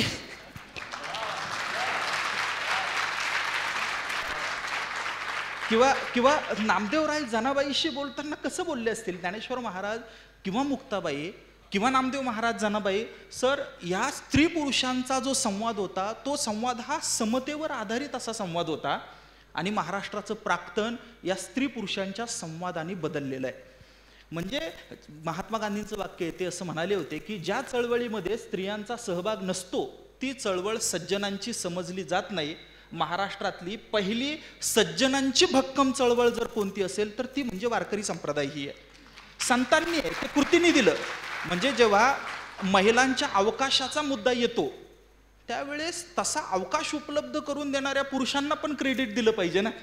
म्हणजे जनाबाईंना जसं आपण क्रेडिट देण्याचा मुद्दा येतो, मुक्ताबाईंना जसा येतो, त्याच वेळेस त्यांचं व्यक्ती म्हणून मूल्य, व्यक्ती म्हणून प्रतिष्ठा मान्य करणं आणि त्यांच्या अभिव्यक्तीचा सन्मान करून ऐकणं. समजा मुक्ताबाईंनी कितीही चांगलं सांगितलं असतं आणि माऊलींनी ऐकलंच नसतं तर, किंवा जनाबाई काही एक बोलल्या असत्या आणि 4 चौघांमध्ये उभं राहून ज्ञानेश्वर महाराजांना जनाबाई सांगतात की माऊली काय करा, नामदेव महाराज कीर्तन करताय ना, मग आज अभंगाची चाल तुम्ही म्हणा. हे ऑर्डर देणं नावाची जी गोष्ट आहे त्याचा तो सांप्रदायिक जरी तो भाग असला तरी असं हात करून ज्ञानेश्वर महाराज आज कीर्तनाची चाल तुम्ही म्हणा, असा जो काही अवकाश आहे ना तो संतांनी उपलब्ध करून दिला. सर्वसमावेशकता हा गुण आहे. हल्ली भीती वाटण्याचा काळ असा आलेला आहे, आणि आता राहुल सरांनी ज्याचा उल्लेख केला की आम्ही भारताचे लोक म्हणून जे काही आहेत आहे, हल्ली आपण ते आम्ही नावाची जी गोष्ट आहे ते विसरत चाललो आहे आणि अधिकाधिक व्यक्ती केंद्रित होत जाण्याच्या दिशेनं आपला सगळा प्रवास सुरू आहे. विचार गेलेत आणि विचारांच्या केंद्रस्थानी व्यक्ती यायला लागल्यात. सत्तांच्याही केंद्रस्थानी काय होतंय की दिसत जरी असल्या सिस्टीम अनेक लोकांच्या, तरी त्या एका व्यक्तीच्या आणि एका विशिष्ट अजेंड्याच्या दिशेनं जाताना दिसण्याचा हा काळ आहे. हे जे संविधान आहे, हा संविधान आपलं सगळं कायद्याचं राज्य आहे, आणि कायद्याचं राज्य म्हणजे कशाचं राज्य आहे तर संविधानाचं राज्य आहे. हा नवा कायदा आहे, आणि आश्चर्य असं आहे की हा नवा कायदा हा इथल्या माणसांच्या विरोधात नाही तर हा जुन्या कायद्याच्या विरोधात आहे. संविधान कशाच्या विरोधात आहे? संविधान हे मागास असणाऱ्या कायद्याच्या विरोधात आहे, आणि दुर्दैवानं तो मागास कायदा जर कुणाचा असेल तो कायदा धर्म मानणाऱ्या लोकांनी तयार केलेला आहे. आमच्यासारखी जी लोक धर्म मानतात, परंपरा मानतात, त्यांच्या समोर प्रश्न उभा राहतो, जुना कायदा की नवा कायदा. कारण आम्ही धार्मिक आहोत. हे बघा, इथं सगळी बसलेली मंडळी किंवा इतर कुणीही काहीही बोललं तर चालेल, मात्र मी परंपरेचा लाभधारक आणि प्रतिनिधी आहे, आणि आपला इंटरेस्ट ग्रुप जिथं असतो तिथं आपण जबाबदारीने बोललं पाहिजे. म्हणजे मी सांगतो की मी वारकरी आहे आणि मी आंतरजातीय लग्न केलं. माझे सगळे मित्र जे आहे ना चळवळीतले ते त्यांचं आंतरजातीय लग्न करणं मिरवतात. का? कारण त्याला त्याचे बेनिफिट असतात, फायदे असतात. म्हणजे मला तर कधी कधी वाटतं की ते प्रेमसुद्धा त्यांच्या इमेज बिल्डिंगसाठी वापरून घेतात. मला असं काही करता येत नाही. म्हणजे कुणीतरी चळवळीतल्या कार्यकर्त्यांनी एखादी प्रोग्रेसिव्ह कृती करणं आणि धर्माच्या व्यासपीठावर असणाऱ्या मी कृती करणं यामध्ये काही एक फरक आहे. आमच्या समोरचे काही संघर्ष जे आहे ती निराळे आहे. मात्र याचं बळ जे दिलं ते संतांनी दिलं, सर्वसमावेशकता दिली, सगळ्या जाती धर्मांना अभिव्यक्त होण्याचा अधिकार संतांनी दिला. आपण ज्यावर आत्ता चर्चा करतोय सगळी मंडळी मिळून, तर तेच दिलं ना. म्हणजे त्या काळामध्ये तत्कालीन व्यवस्थेमध्ये अस्पृश्य समजल्या जाणाऱ्या चोखोबारायांच्या सगळ्या कुटुंबाला मंदिरामध्ये शक्य नाही होत. 2015 पर्यंत मंदिर वारकऱ्यांच्या ताब्यात नव्हतं, ते बडव्यांच्या ताब्यात होतं. आम्हाला वाळवंटामध्ये अवकाश होता, आम्ही ते केलं. म्हणजे जसं आत्ता गायत्री बोलताना म्हणाल्या की आमच्यासाठी काय होतं की मी हे वर्गात व्यक्त होऊ शकते, तसं वारकरी नावाच्या कॅटेगरीला अत्यंत मोकळ्यापणानं व्यक्त होण्याची जागा म्हणजे काय होतं तर ते पंढरपूरचं वाळवंट होतं. आणि काय असेल तर ते कीर्तन होतं. आणि तिथं सकळांसी येथ आहे अधिकार, कलियुगी उद्धार हरीच्या नामे. गोष्ट अशी आहे की आम्ही तिथला पंक्ती प्रपंच मोडला वारकऱ्यांनी आणि सगळ्यांना सामावून घेतलं. किती सामावून घेतलं? इतकं सामावून घेतलं. आपल्याला कल्पना आहे की वारकरी संप्रदायामध्ये हिंदू लोकांचं प्रमाण बहुसंख्य आहे. मात्र वारकरी म्हणजे फक्त हिंदू एवढा अर्थ नाही. आता कबीर महाराजांचं मग काय करायचं? म्हणजे हिंदू असणारा वारकरी असू शकतो, मात्र प्रत्येक वारकरी हिंदू असेल असं नाही. तर इथं माझ्यासोबत आमचा नोएल पास्कल नावाचा मित्र आहे सर, तो ख्रिश्चन आहे आणि तो यावर्षी वारीमध्ये सोबत होता. म्हणजे तुम्ही हिंदू असून वारकरी असू शकतात, तुम्ही मुसलमान असूनही वारकरी असू शकतात, तुम्ही ख्रिश्चन असूनही वारकरी असू शकतात. ते रेव्हरंड टिळक एका ठिकाणी म्हणाले होते की तुका निर्मित सेतूवरून मीही आलो ख्रिस्त चरणी. आपण आधुनिकतेचा अर्थ करतो, पण आधुनिकतेचा अर्थ करणं याचा अर्थ फक्त आधुनिक वस्तू वापरणं एवढ्या पुरता नाही. तर मला असं वाटतं की आधुनिकता म्हणजे काय आहे तर तुम्ही कपडे कसेही घाला, तुम्ही स्वातंत्र्य, समता, न्याय, बंधुता या मूल्यांना प्रतिसाद कसा देतात. जीन्स पॅन्ट टी शर्ट घातलेली, नवे कपडे घातलेला एखादा असेल आणि तो जर गर्भामध्ये मुलगी आहे म्हणून स्त्री भ्रूण हत्या करत असेल आणि दुसऱ्या बाजूला 350 वर्षापूर्वी होऊन गेलेले तुकाराम महाराज त्यांचं धोतर असेल, मग यातला आधुनिक कोण आहे? आधुनिकता हे काय काळ सापेक्ष असत नाही, आधुनिकता ही भाषेहून पण असत नाही. आधुनिकता ही स्वातंत्र्य, समता, न्याय, बंधुता या मूल्यांना प्रतिसाद देण्याहून असते. आणि मला असं वाटतं की असा सर्वोत्तम उत्तम प्रतिसाद जर कुणी दिला असेल तर तो माझ्या परंपरेनं दिला, वारकरी परंपरेनं दिला. आणि महाराष्ट्र हा ऐकतो. आत्ता सरांनी ऑस्कर वाईल्डचं वाक्य सांगितलं, नाही जॉर्ज ऑरवेलचं वाक्य सांगितलं. ते म्हणाले की साध्या गोष्टी परत परत बोलल्या पाहिजे आणि अशा साध्या आणि शाश्वत गोष्टी वारकरी परंपरा परत परत परत परत परत परत गावखेड्यात बोलत राहिली. आणि मी जाताना सांगतो की इतर अनेक ठिकाणी व्यासपीठांवर वक्ते बोलवण्यापासून तर धर्माच्या व्यासपीठांपर्यंत जाती आणि पात्रता पाहिली जाते. जातपात काही न पाहता बोलण्याचा अधिकार महाराष्ट्रामध्ये वारकरी परंपरेनं दिलाय. महिलांना ऐकण्यात ज्ञानेश्वर महाराजांच्या आणि एकनाथ महाराजांच्या संदर्भानं चळवळीतल्या लोकांच्या मनात खूप काय आकस आहे. ते काय झालं, इतकी जातवार मांडणी काही लोक करतात. आपण विद्यापीठाच्या याच्यावर आहोत, नामदेव महाराज आणि तुकाराम महाराज बहुजन म्हणून काही लोक बाजूला ठेवतात सर, आणि एकनाथ महाराज आणि ज्ञानेश्वर महाराज हे ब्राह्मण आहे म्हणून बाजूला ठेवतात. संतांचे असे जातवार वाटे मान्य नाहीत, जातवार वाटे मान्य नाही. मुक्ताताई आता बोलताना म्हणाली की अंधश्रद्धा निर्मूलन समितीचा आणि सचिनचा काहीही संबंध नव्हता. अगदी बरोबर आहे, काहीही संबंध नाही. उलट माझे गुरुजी असं म्हणाले होते, सदानंद मोरे सर, आणि डॉक्टरांना म्हणाले होते की उलट संतांचंच अंधश्रद्धा निर्मूलनाचं काम ही सगळी मंडळी जी आहे ती पुढे नेत आहे. आपण ज्या लोकेशनला असू त्या लोकेशनला आपण आपली जबाबदारी समजून घेतली पाहिजे.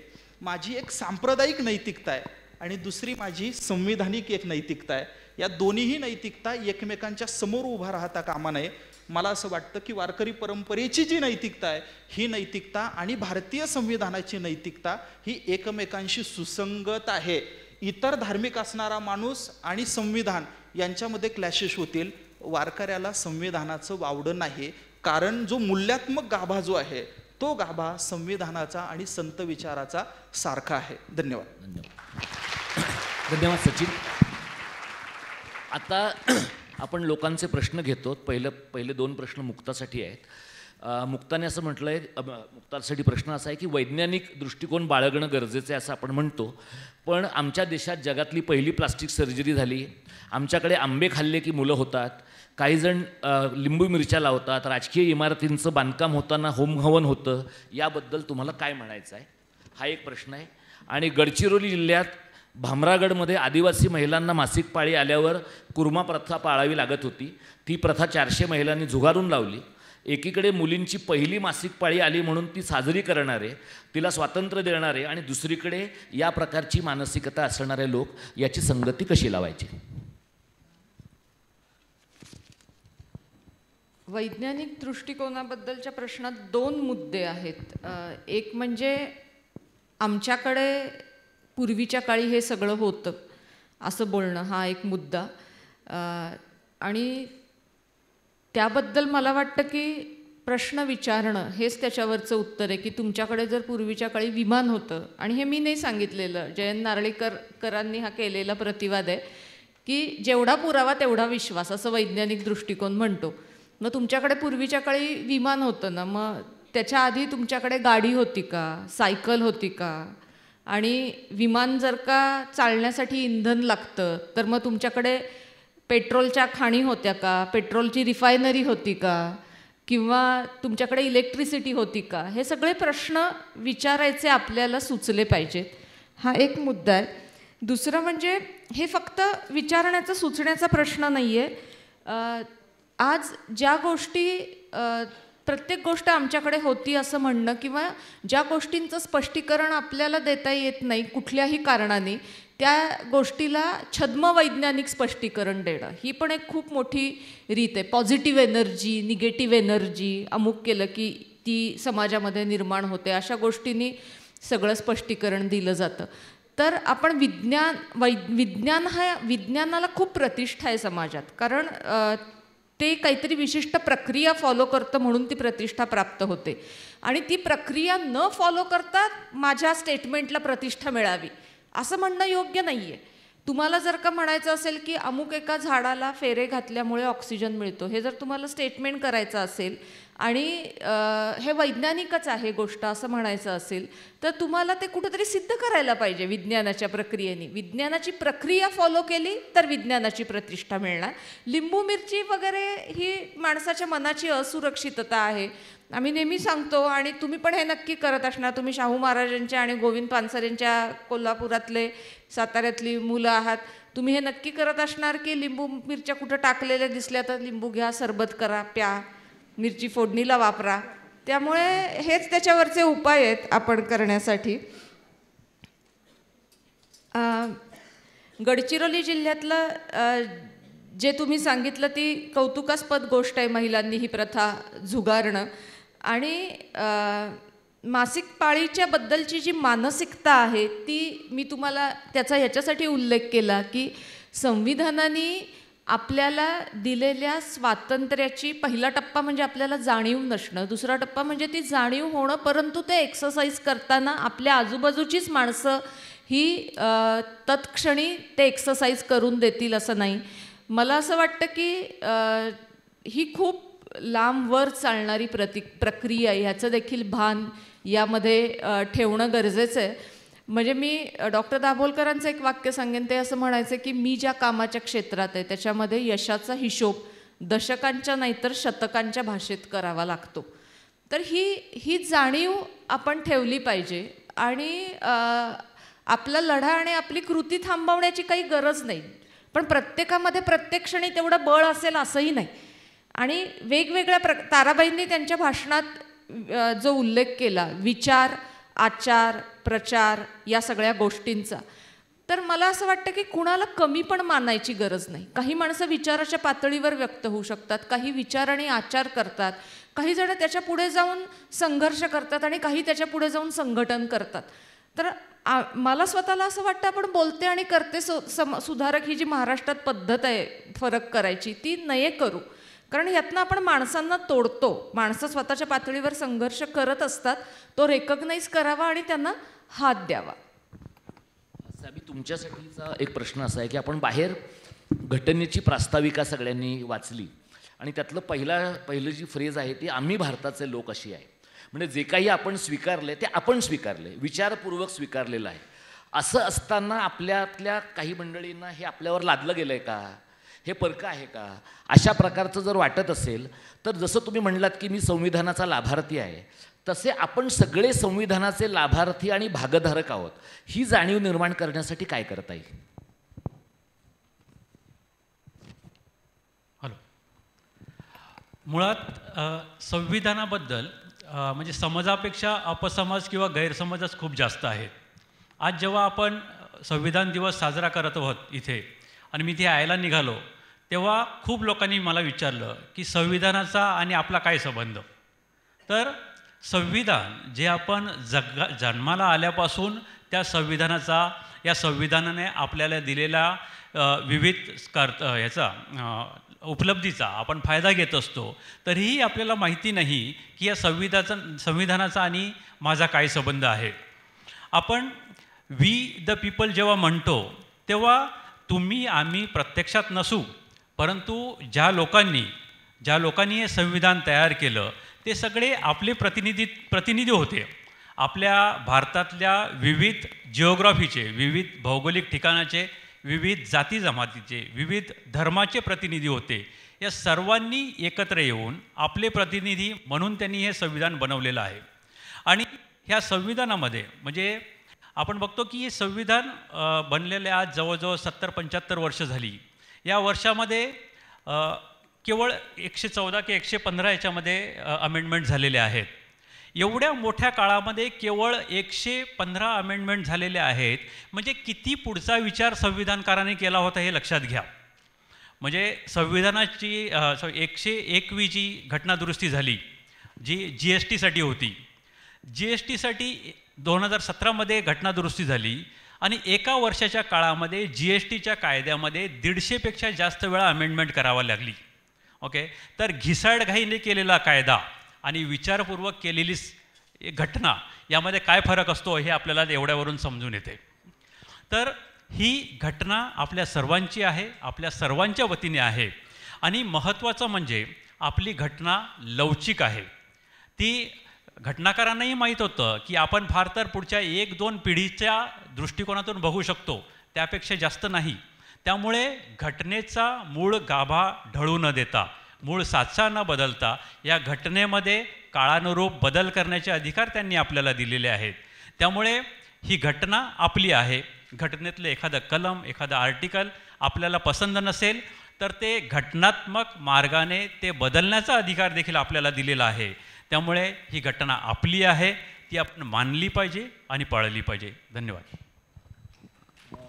राहुलसाठीचा प्रश्न आहे की म्हणजे तो प्रश्न विचारणाऱ्या विद्यार्थ्याला त्याची स्पष्टता आहे की नाही मला माहीत नाही, पण आपण ती आहे असं गृहीत धरून पुढे जाऊया की लोकशाही आणि धर्मनिरपेक्ष राष्ट्र ही भारतातली सर्वात मोठी समस्या आहे का, असा प्रश्न आहे. लोकशाही आणि धर्मनिरपेक्ष राष्ट्र ही भारतातली सर्वात मोठी समस्या आहे का, आणि भारताच्या विकासाला बळकटी कशी मिळेल? म्हणजे आपण धर्मनिरपेक्ष आहोत ही आपली समस्या आहे. या दोन्ही म्हणजे तसं असेल त्या मुलाच्या मनामध्ये किंवा मुलीच्या माहिती नाही मला, पण म्हणून हा मुद्दाम ही ॲम्बिग्युटी गृहीत धरून मी तुझ्यासमोर प्रश्न दिला. बरोबर.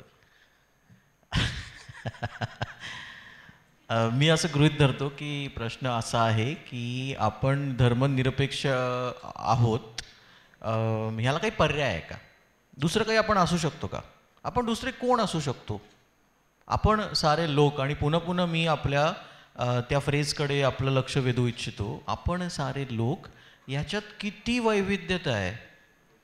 काही कारणाने मी अमेरिकेसारख्या मोठ्या देशात वावरलो राहिलो, इतरही काही संस्कृतीतल्या लोकांशी माझा परिचय होता.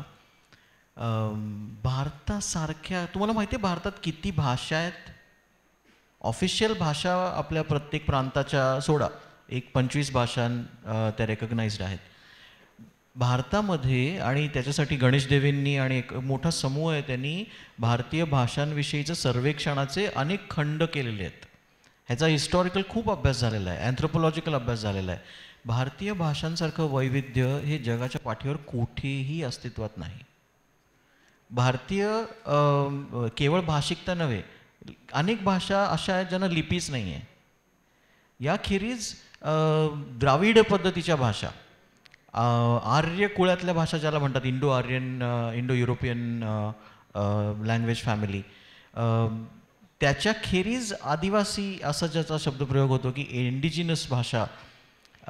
आता तुम्ही ह्याचा विचार करा, मी भाषा हे एक उदाहरण देतो, ह्याच्याशिवाय अर्थात धर्म, पंथ, उपासना पद्धती, चालीरीती, वेगवेगळ्या स्थळ काळानुसार घडत गेलेल्या जाती जमाती, अशा प्रकारच्या वैविध्याचं जर तुम्ही एक साधारण ब्रॉड आकलन जरी आपल्याला आलं तरी आपल्याला लक्षात येईल की आपण आणखी कोणी असूच शकत नाही. भारत असणं, भारतीय असणं म्हणजेच बहुविध असणं. भारतीय असण्यातच ते सामील आहे. आपण कुठल्याही धर्माचे, जातीचे असो, आपण इतक्या प्रथा आणि प्रथा म्हणण्यापेक्षा मला म्हणायचं इतक्या सांस्कृतिक संचिताचा आपल्याला सोबत आहे की आपण एक जिनसी, एक साचीय, एक रेषीय असूच शकत नाही. मजेदार गोष्ट अशी आहे की बऱ्याचशा म्हणजे 15व्या शतकानंतर तुम्हाला दिसेल की खूप युरोपीय लोकांच्या प्रयत्नांनी त्यांनी एक नवं जग शोधून काढलं. तुम्हाला माहिती आहे वास्को द गामा भारतात आला, तसं अमेरिगो वेस्पुझी त्यांनी काय शोधली? अमेरिका. कॅप्टन कुकनी ऑस्ट्रेलिया शोधली. आणि सगळ्यात महत्त्वाचं नाव कोणाचं प्रसिद्ध आहे? कोलंबस, बरोबर. तो जेव्हा वेस्ट इंडिजच्या किनाऱ्याला लागला, म्हणजे आज ज्याला आपण वेस्ट इंडिज म्हणतो, तेव्हा त्याला काय वाटलं की तो कुठे आला आहे? तो काय शोधायला निघाला होता माहिती आहे तुम्हाला? तो भारत शोधायला निघाला होता. आणि या सगळ्या लोकांनी ज्यांनी लॅटिन अमेरिकन देशांचा शोध लावला म्हणजे त्यांना ते देश होतेच, त्यांनी ते निर्माण केलेले नाही आहेत, तिथे ते पोचले. बहुसंख्य नव्या देशांच्या लोकल लोकांना त्यांनी दिलेलं नाव आहे इंडियन्स. रेड इंडियन्स आपल्याला माहिती आहेत, ऑस्ट्रेलियन इंडियन्स माहिती आहेत. ॲबओरिजिनल्स लोकांना दिलेलं युरोपियन नाव होतं कायम इंडियन्स. इंडिया ही एका अर्थाने अशा प्रकारची, हे थोडंसं काव्यात्मक वाटू शकतं मला माहिती आहे, पण काहीतरी एक ज्याचा अंत आधी नाही अशा प्रकारची काहीतरी एक कॅटेगरी तयार होते अँथ्रोपॉलॉजीमध्ये की ती इतकी पुरातन आहे आणि इतकी वैविध्यपूर्ण आहे.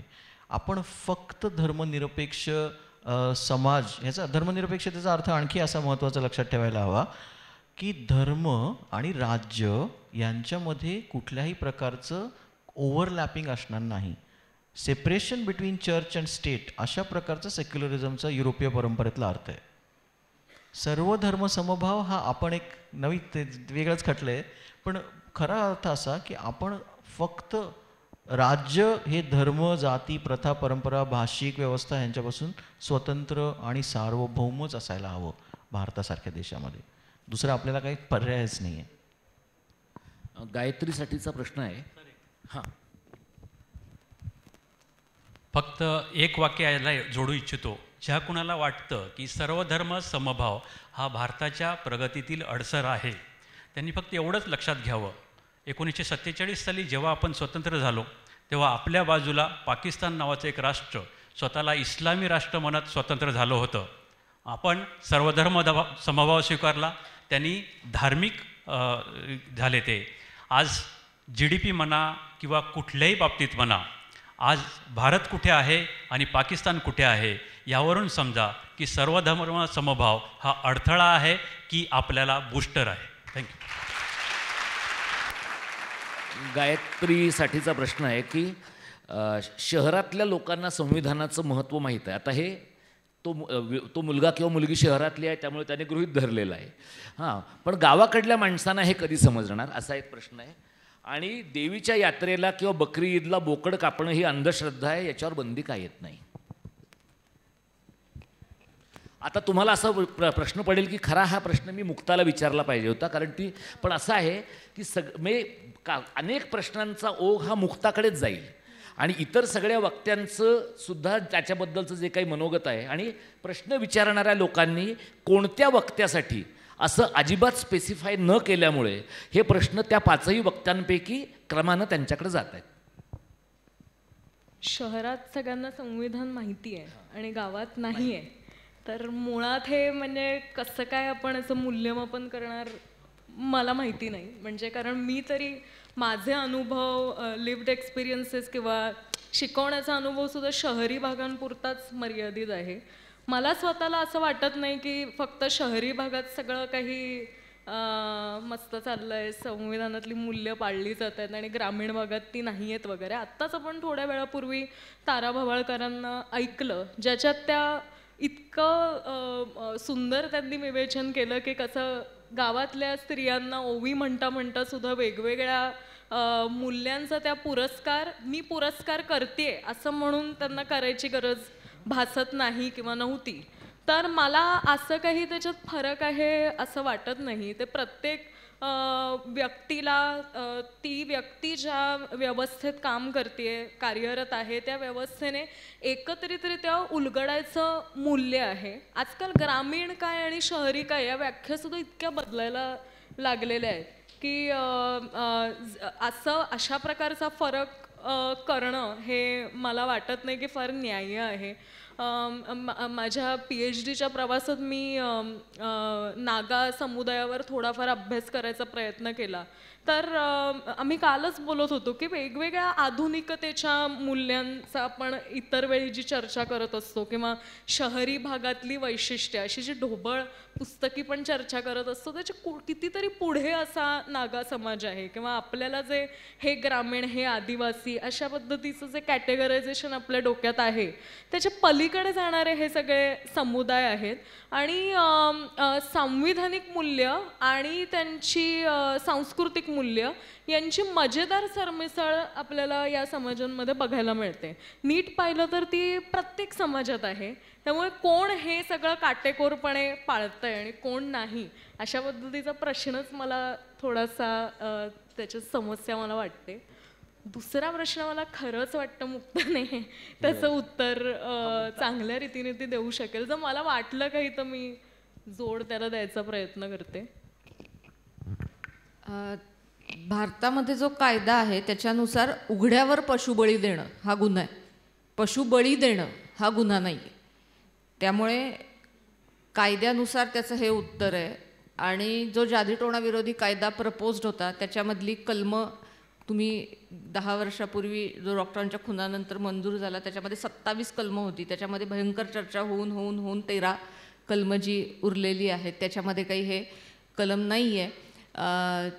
पण मला वाटतं हे प्रश्न विचारण्याचा खरा रोख असा पण असू शकेल की बकरी ईदला दिले जाणारे पशुबळी आणि इतर वेळेस दिले जाणारे पशुबळी. तर मला वाटतं की संविधानामध्ये पण परंपरेच्या अधिकाराचा प्रत्येकाला दिलेला आहे आणि त्याचबरोबर वैज्ञानिक दृष्टिकोन पाळायची जबाबदारी पण दिलेली आहे. तर त्यामुळे ह्या बॅलन्स प्रत्येकानं स्वतःचं सीक करणं हे गरजेचं आहे. म्हणजे आता उदाहरणार्थ एक बकरी ईद निमित्त रक्तदान म्हणून आम्ही अनिसने आणि मुस्लिम सत्यशोधक समाजाने एक उपक्रम गेली काही वर्ष आम्ही राबवतो की कुर्बानी द्यायची तर आपण स्वतःच्या रक्ताची कुर्बानी देऊ आणि त्याला चांगल्या प्रमाणात प्रतिसाद मिळू शकतो. त्यामुळे ह्याला अशा प्रकारच्या गोष्टीला पर्याय काय असू शकतात याबद्दलही आपण बोलू शकतो. पण संविधानाच्या चौकटीत असा काही कायदा आज भारतात अस्तित्वात नाही आहे. सचिनसाठीचा प्रश्न असा आहे की तू वारकरी परंपरेतला कीर्तनकार आहेस आणि सध्या काही कीर्तनकारांच्या म्हणजे पिठातल्या प्रेक्षकांचं मनोरंजन करणाऱ्यांचे चांगले दिवस आहेत. तर या पार्श्वभूमीवर तू तुझ्या कीर्तनामध्ये बाबासाहेबांचा उल्लेख करतोस. तर हे सगळं तू कसं मॅनेज करतोस आणि मग ते जे पिठातल्या प्रेक्षकांचं मनोरंजन करणारे स्त्री पुरुष कीर्तनकार आहेत त्यांच्याशी तुझ्यासारखा समंजस माणूस कसा डील करतो?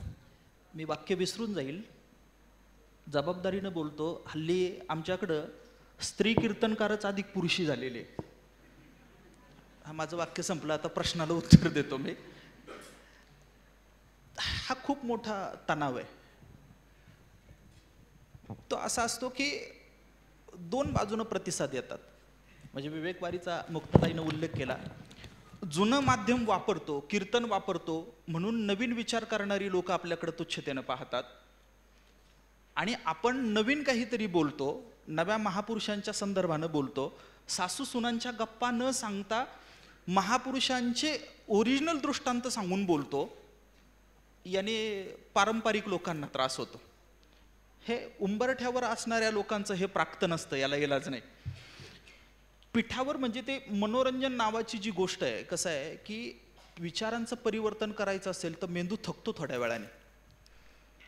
आणि मग मनोरंजन नावाची गोष्ट काय असते, ती नशा आहे. आपण सगळे बसलेले मंडळी जे आहेत ना, त्यांना सार्वजनिक आयुष्यामध्ये, सार्वजनिक आयुष्यापासून मोबाईलपासून तर टी व्हीपर्यंत सगळ्या ठिकाणी ती मनोरंजनाची नशा पाहिजे. आणि मग असा पब्लिक प्लॅटफॉर्मवर जाऊन परफॉर्मन्स करणारा महाराष्ट्रातला सगळ्यात लोकप्रिय असा जर घटक कुठला असेल तर तो घटक म्हणजे कीर्तनकार आहे. आणि अडचण अशी होते की ही सगळी मंडळी काय करतात, ही सगळी मंडळी साधू संतांचा विचार घेतात, फॉर्म तो वापरतात, मात्र बोलताना साधू संतांच्या विचारांच्या विरुद्ध बोलतात. आमच्याकडे एक महाराष्ट्रामध्ये अत्यंत महत्त्वाचे एक प्रचंड गर्दी खेचणारे कीर्तनकार आहे, निवृत्ती महाराज देशमुख असं नाव आहे, मी ते घेणार नाही.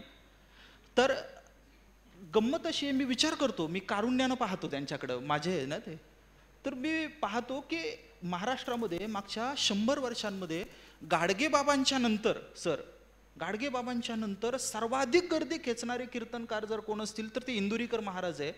पण अडचण अशी आहे की गाडगेबाबांची विचारांची गंगा ज्या दिशेनं वाहत होती, अगदी उलट विचारांची गंगा कीर्तनात त्यांची त्या दिशेनं वाहते. आणि याचं सामूहिक शहाणपण आणि जबाबदारीचा हा मुद्दा आहे. कुणी कुणाला कुठं बोलवावं याची समज असणारी लोक जर निर्माण नाही झाली तर मला वाटतं की ते काही होऊ शकणार नाही. आणि हे काम इतर कुणी करण्यापेक्षा आम्ही केलं पाहिजे. मात्र हल्लीच्या परिस्थितीमध्ये मी नम्रपणे आपल्याला सांगतो की कोर फडकरी म्हणवणारी जी मंडळी, निष्ठेनं वारकरी धर्म संप्रदाय जपणारी जी मंडळी आहे, त्यांची संख्या कमी झालेली आहे. आणि या बाजारू कीर्तनकारांची जी संख्या आहे ती वाढलेली आहे. आणि त्यांनी साधू संतांचा विचार जो आहे तो विचार इतक्या विचित्र पद्धतीनं नेताना आपल्याला दिसत आहेत. हे खूप दुःखद आहे. म्हणजे काय की बाई कशी असली तरी पायातली चप्पल पायात. तुकाराम महाराज जर कीर्तनाला आले ना तर ते त्या कीर्तनकाराला जोड्यानं मारतील, एवढं वाईट विधान आहे. आमच्याकडं कुठलंही दडपण नसताना सुद्धा साधू संतांनी भाषा वापरताना ही लोकशाहीची भाषा वापरलेली आहे. आणि आपण सगळे मिळून चर्चा करतोय, मी समारोपाकडे येतोय, मी सातत्यानं विचार हा करतोय की संविधान 70-80 वर्ष झाले तयार झालंय, पण या जगामध्ये कुठल्याही शहाण्या विवेकी माणसाला आपल्या आसपासचा समाज शहाणा व्हावा, संपन्न व्हावा, त्याचं आयुष्य सुंदर व्हावं आणि माझ्याही जगण्याचं सार्थक व्हावं असं ज्याला ज्याला कुणाला वाटतं ना, तो मग त्या फ्रेंचच्या तुरुंगात असू दे किंवा ॲमेझॉनच्या जंगलात असू देत किंवा भंडारा डोंगरावर देऊला बसलेला असू दे, तो कुठल्याही काळात जन्माला आलेला असला तरी तो काही शाश्वत मूल्यांच्या संबंधानं बोलतो. आणि काय असतं की ते मूल्य जे असतात ते मूल्य समकालीनही असतात आणि सार्वकालीनही असतात. आपण सगळी जी मंडळी आहे आपल्या आपल्या लोकेशनवरून त्याचं काल सुसंगत इंटरप्रिटेशन आपण केलं पाहिजे. म्हणजे देशपांडे सरांनी अधिकारी म्हणून त्या तत्वांचं इंटरप्रिटेशन केलं पाहिजे, मुक्ताताईनं चळवळीतलं म्हणून केलं पाहिजे, आणि प्राध्यापक वगैरे असं म्हणून केलं पाहिजे, आणि मी कीर्तनकार म्हणून केलं पाहिजे. आपण हल्लीच्या काळामध्ये हसवणाऱ्या लोकांना गांभीर्यानं घेण्याची गरज आहे, एवढं मी फक्त आपल्याला या ठिकाणी सांगतो. आणि सगळ्या क्षेत्रातली हसवणारी जी मंडळी आहेत ही मंडळी आपल्याला नशा देत आहेत. आपण हसणाऱ्या लोकांपासून सावध झालं पाहिजे, स्किप केलं पाहिजे, आणि विचार बदलणाऱ्या लोकांना लाईक, शेअर आणि सबस्क्राईब केलं पाहिजे.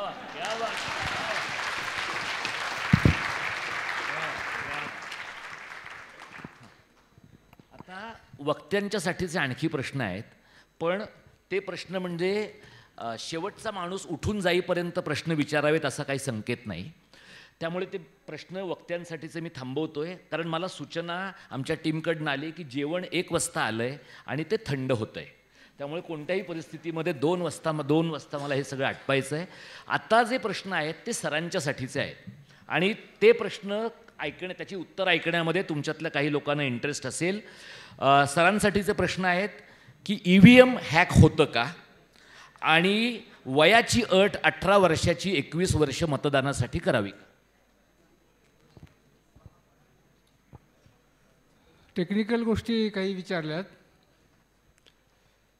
मला वाटतं लोकशाहीचा जो मूळ गाभा आहे तो निवडणुका आहे, आणि निवडणुका पारदर्शक न्याय्य पद्धतीनं आणि ॲक्युरेटली होणं ही खरी लोकशाहीची टेस्ट आहे. आणि त्या संदर्भातून तुम्ही जो प्रश्न विचारलेला आहे EVM-बद्दल, की EVM हॅक होतो का, किंवा बऱ्याच ठिकाणी पण वर्तमानपत्रात वाचतो की इकडं बटन दाबले की तिकडं मत जातं, अशा अनेक लोक बोलतात. आणि जे पराभूत असतात ते जास्त बोलतात. त्यामुळे तो एक्सक्यूज आहे, कारण EVM काय बोलत नाही तुमच्याशी, त्यामुळे त्याच्या नावावर तुम्ही काही करू शकता. पण काही फॅक्ट्स आहेत ते सगळ्या मुलांनी लक्षात घेतलं पाहिजे, की EVM मशीन जे आपण डिझाईन केलेलं आहे त्याला जे कोडिंग देतो आपण, ते कोडिंग फक्त एकदाच करता येतं. पुन्हा त्याच्यामधनं वी कॅनॉट राईट अनादर कोड ऑन दॅट. त्यामुळं जर तुम्हाला त्याच्यामध्ये काही बदल करायचा असेल तर त्याच्यामध्ये कोडमध्ये तुम्हाला बदल करायला पाहिजे. त्यामुळे कोडिंग तुम्हाला सेकंड कोडिंग करता येत नाही, यू जस्ट कांट. दुसरं जे आहे ते EVM मशीन जे आहे ते स्टँडअलोन मशीन आहे. ते कुठल्याही इंटरनेटला कनेक्ट करता येत नाही, वायरलेसला कनेक्ट करता येत नाही, कुठल्याही ह्याला कनेक्ट करता येत नाही. आणि हॅकिंगचा प्रश्न केव्हा निर्माण होतो, जेव्हा तुमची कनेक्टेड असता, तुम्ही you are connected to internet, त्यावेळेला हा प्रश्न येतात. त्यामुळे तोही प्रश्न नाही आहे. आणि म्हणून याच्यावर जेव्हा संशय निर्माण केले गेले त्यावेळेला इलेक्शन कमिशननी मध्यंतरी काही वर्षापूर्वी एक ओपन चॅलेंज दिला होता की कोणीही यावं आणि ते हॅक करून दाखवावं. That was open challenge that was given by the election commission. आणि कोणीही पुढे आलं नाही. त्याच्यानंतर पुन्हा सुप्रीम कोर्टामध्ये केस केले की त्याच्याविरुद्ध. सुप्रीम कोर्टाने सुद्धा टेक्निकल टीम त्यांची प्रेझेंटेशन्स पाहिली, त्यांचं म्हणणं ऐकून घेतलं आणि त्यांनीही निर्वाळा दिला की याच्यामध्ये कुठलाही इश्यू नाही आहे, प्रॉब्लेम नाही आहे. त्यामुळे एवढ्या टेस्ट होतात, त्याच्यातून हे गेलेलं आहे. त्यामुळे तुम्ही खरं खात्री बाळगा की याच्यात काही वेडंवाकडं नाही आहे, काही करता येत नाही आहे. परंतु केवळ एखादी गोष्ट आहे याच्यापेक्षा ते परसेप्शनसुद्धा तसं असणं हे सुद्धा तेवढंच महत्त्वाचं आहे.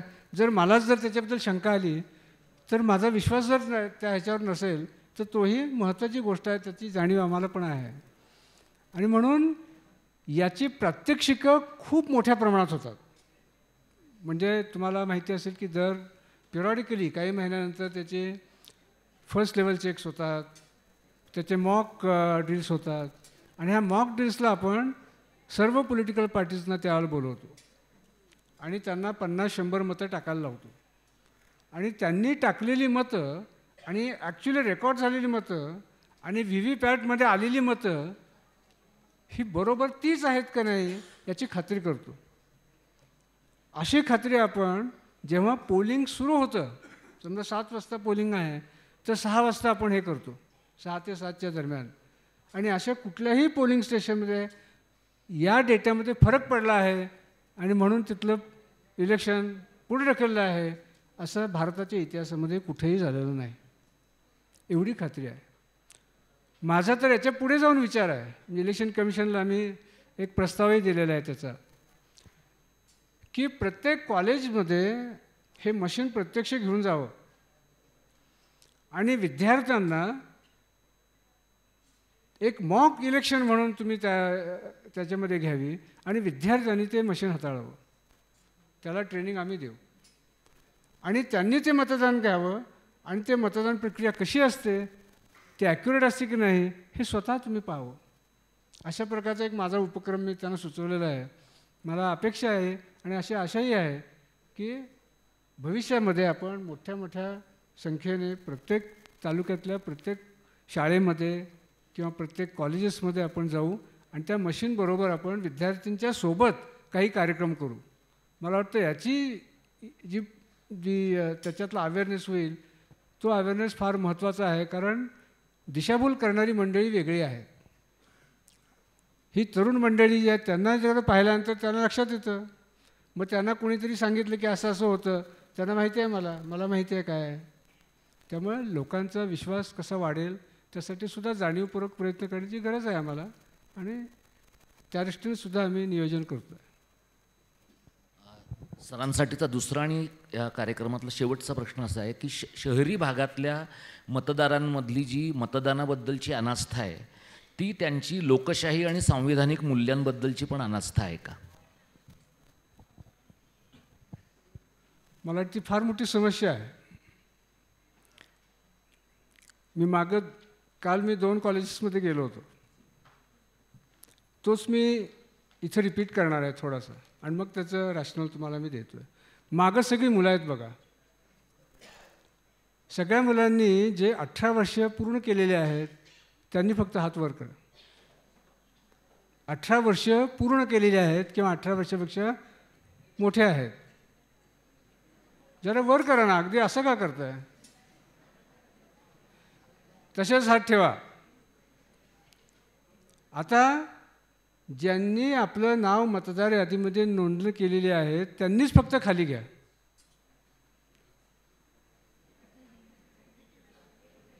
हे प्रामाणिक लोक आहेत. आता हात तसेच ठेवा. ज्यांनी मतदान, तो आता हात खाली घ्या. ज्यांनी मतदान यादीमध्ये नोंद केलेली आहे परंतु आणि एकदा कधीतरी मतदान केलेलं आहे, कुठेही असेल, ग्रामपंचायत असेल, कुठेही असेल, त्यांनी फक्त हात वर करा. मला वाटतं हा आरसा आहे. तुमची परिस्थिती तुम्हीच पाहिलेली आहे. मी ठाण्याच्या कॉलेजमध्ये गेलो होतो आणि त्याच्या वेळेला मी हा प्रयोग केला, तर सगळ्यांचे हात जसे तुम्ही वर केले तसेच सगळ्यांचे वर होते. नंतर सगळे खाली गेले, 10-12 हात वर होते.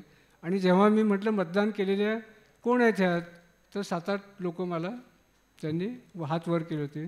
आणि त्यातले 3 हे दिव्यांग, म्हणजे काय म्हणतो आपण, ज्यांचं व्हिजन नाही, व्हिज्युअली इम्पेअर्ड आहेत, असे विद्यार्थी होते ते. म्हणून मला हा प्रश्न पडतो की जे व्हिज्युअली इम्पेअर्ड आहेत ते आपलं नाव नोंदवतात आणि मतदान करतात, आणि आपण एबल बॉडीड सगळे असून आपण का करू शकत नाही?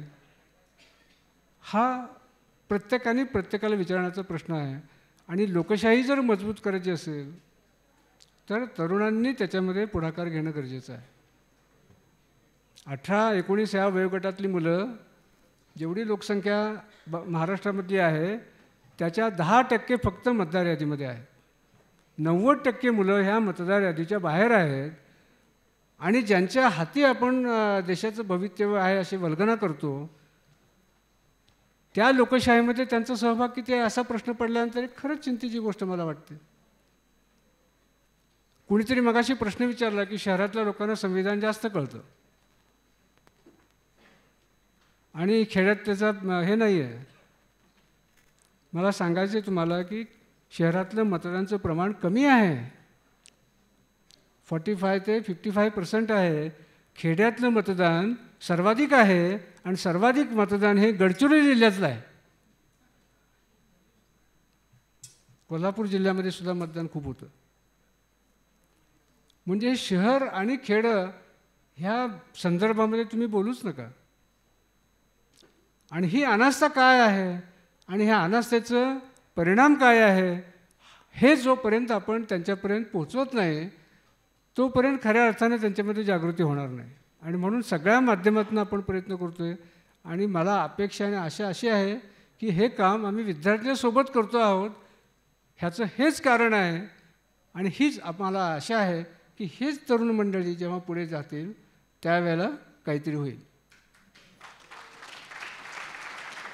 एका कार्यक्रमामध्ये एकाने प्रश्न विचारला मला की सरपंच बाई होतात पण ते सगळे यजमानच बघतात, काहीच करू देत नाहीत तिला. मग त्याच वर्गातल्या मुलीला विचारलं की अशा काही मुली आहेत का या वर्गामध्ये की जे नवरा सांगेल तो ऐकतील, त्यांनी फक्त हात वर करावा. म्हणजे पुढची जी पिढी आहे ती मोठी जागृत आहे एका बाजूला, खरं आहे. त्यामुळे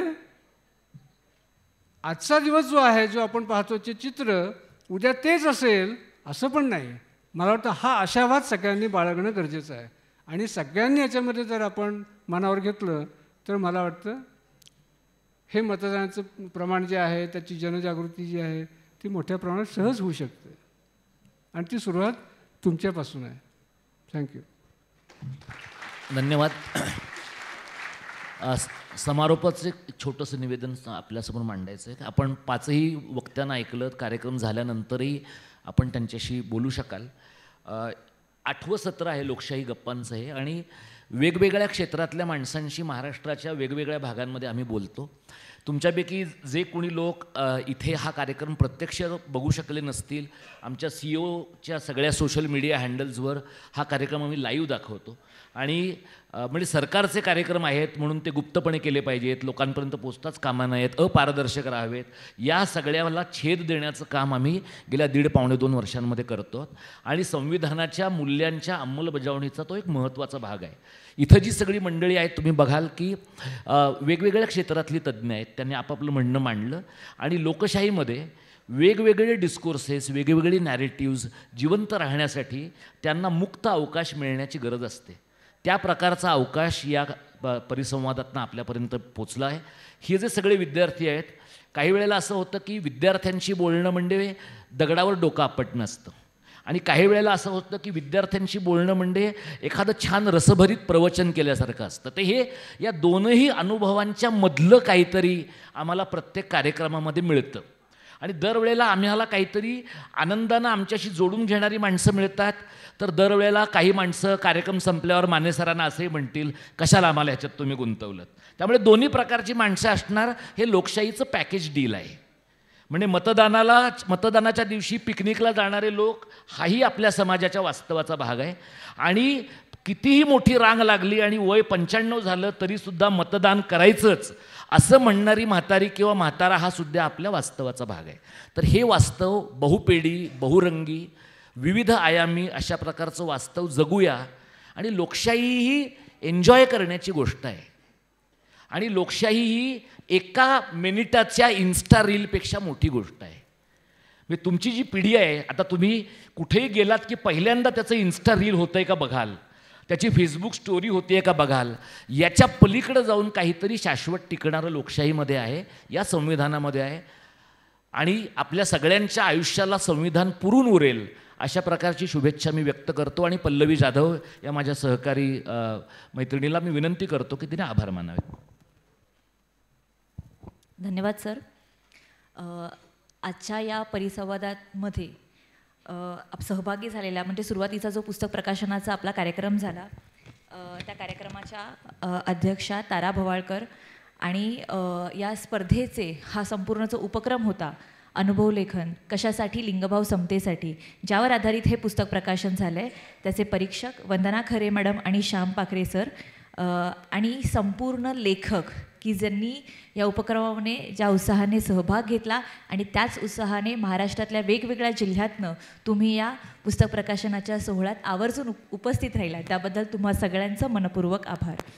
त्यानंतर दुसरा म्हणजे जो आपला परिसंवाद होता जगण्यातलं संविधान, त्याच्या सर्व वक्त्यांचे मी पुन्हा एकदा मनापासून आभार मानते की त्यांनी विद्यार्थ्यांना जगण्यातलं संविधान, संविधानिक मूल्य यांचं महत्त्व आजच्या या दिवशी पटवून दिलं. आणि या सगळ्यांमध्ये महत्त्वाचं म्हणजे सुरुवातीपासून ते शेवटपर्यंत तुमचा उत्साह आणि तुमची जी या परिसंवादामध्ये वक्त्यांशी असणारी संवादाची भूमिका होती ती शेवटपर्यंत टिकून राहिली. त्यामुळे तुम्हा सगळ्यांचं मनापासून आभार.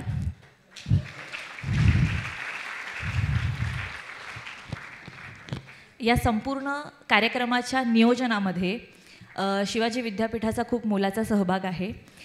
शिवाजी विद्यापीठाचे कुलगुरू शिर्के सर, प्रकुलगुरू PS पाटील सर, कुलसचिव VN शिंदे सर यांचे मनापासून आभार की त्यांनी मोठ्या सहकार्याने हा संपूर्ण कार्यक्रम या विद्यापीठात व्हावा आणि त्यांच्या विद्यार्थ्यांसोबत व्हावा यासाठी वेळोवेळी आमच्यासोबत पाठपुरावा केलेला आहे. त्यानंतर या संपूर्ण कार्यक्रमाच्या नियोजनासाठी विद्यापीठाबाबत जे समन्वयक म्हणून आम्हाला लाभले आहेत प्राध्यापक प्रल्हाद माने सर आणि NSSचे प्रमुख जायभावे सर यांनी या संपूर्ण कार्यक्रमाच्या नियोजनामध्ये पूर्ण वेळ आम्हाला मोलाचं सहकार्य केलं, त्याबद्दलही सर आपले मनापासून आभार. संपूर्ण विद्यापीठाची टीम, मास मीडिया किंवा जर्नालिझम डिपार्टमेंट असेल किंवा NSSचा विभाग असेल, सोशॉलॉजी डिपार्टमेंट असेल, सगळ्या स्तराच्या प्राध्यापकांनी, शिक्षकांनी, विद्यार्थ्यांनी, विशेषतः NSSच्या विद्यार्थ्यांनी की रात्री 12:30पर्यंत जागून त्यांनी आम्हाला संपूर्ण या नियोजनामध्ये मदत केली, त्या सगळ्यांचं सुद्धा पुन्हा एकदा मनापासून आभार. सोबतच जे जिल्हा निवडणूक अधिकारी कार्यालय म्हणजे जिल्हाधिकारी कार्यालय कोल्हापूर यांची जी संपूर्ण टीम आहे, म्हणजेच जिल्हाधिकारी सर राहुल रेखावार सर, उपजिल्हाधिकारी भगवान कांबळे सर, विशेषतः या संपूर्ण कार्यक्रमात ज्यांनी अगदी शेवटपर्यंत वेळोवेळी आम्हाला साथ दिली ते म्हणजे महसूल सहाय्यक नूतन कांबळे मॅडम आणि आमचे डेटा एंट्री ऑपरेटर विशाल नाईक दादा, या दोघांचेही पुन्हा एकदा मनापासून स्वागत. या सगळ्यानंतर हे जे पुस्तक प्रकाशन झाले आहेत ते फार कमी वेळामध्ये त्यांनी आम्हाला या कॉपीज प्रिंट करून दिलेल्या आहे, त्याच्यामुळे शासकीय मुद्रणालयाचंही या संपूर्ण नियोजनासाठीचं आभार. मी आता सगळ्यांना फोटोसाठी विनंती करते. सुरुवातीला आपण सर्व वक्त्यांचे आधी फोटो घेऊयात, त्यानंतर लेखक, विद्यापीठाची टीम, स्वीप टीम आणि जिल्हाधिकारी टीम असे आपण एक एक फोटोज घेऊयात. धन्यवाद.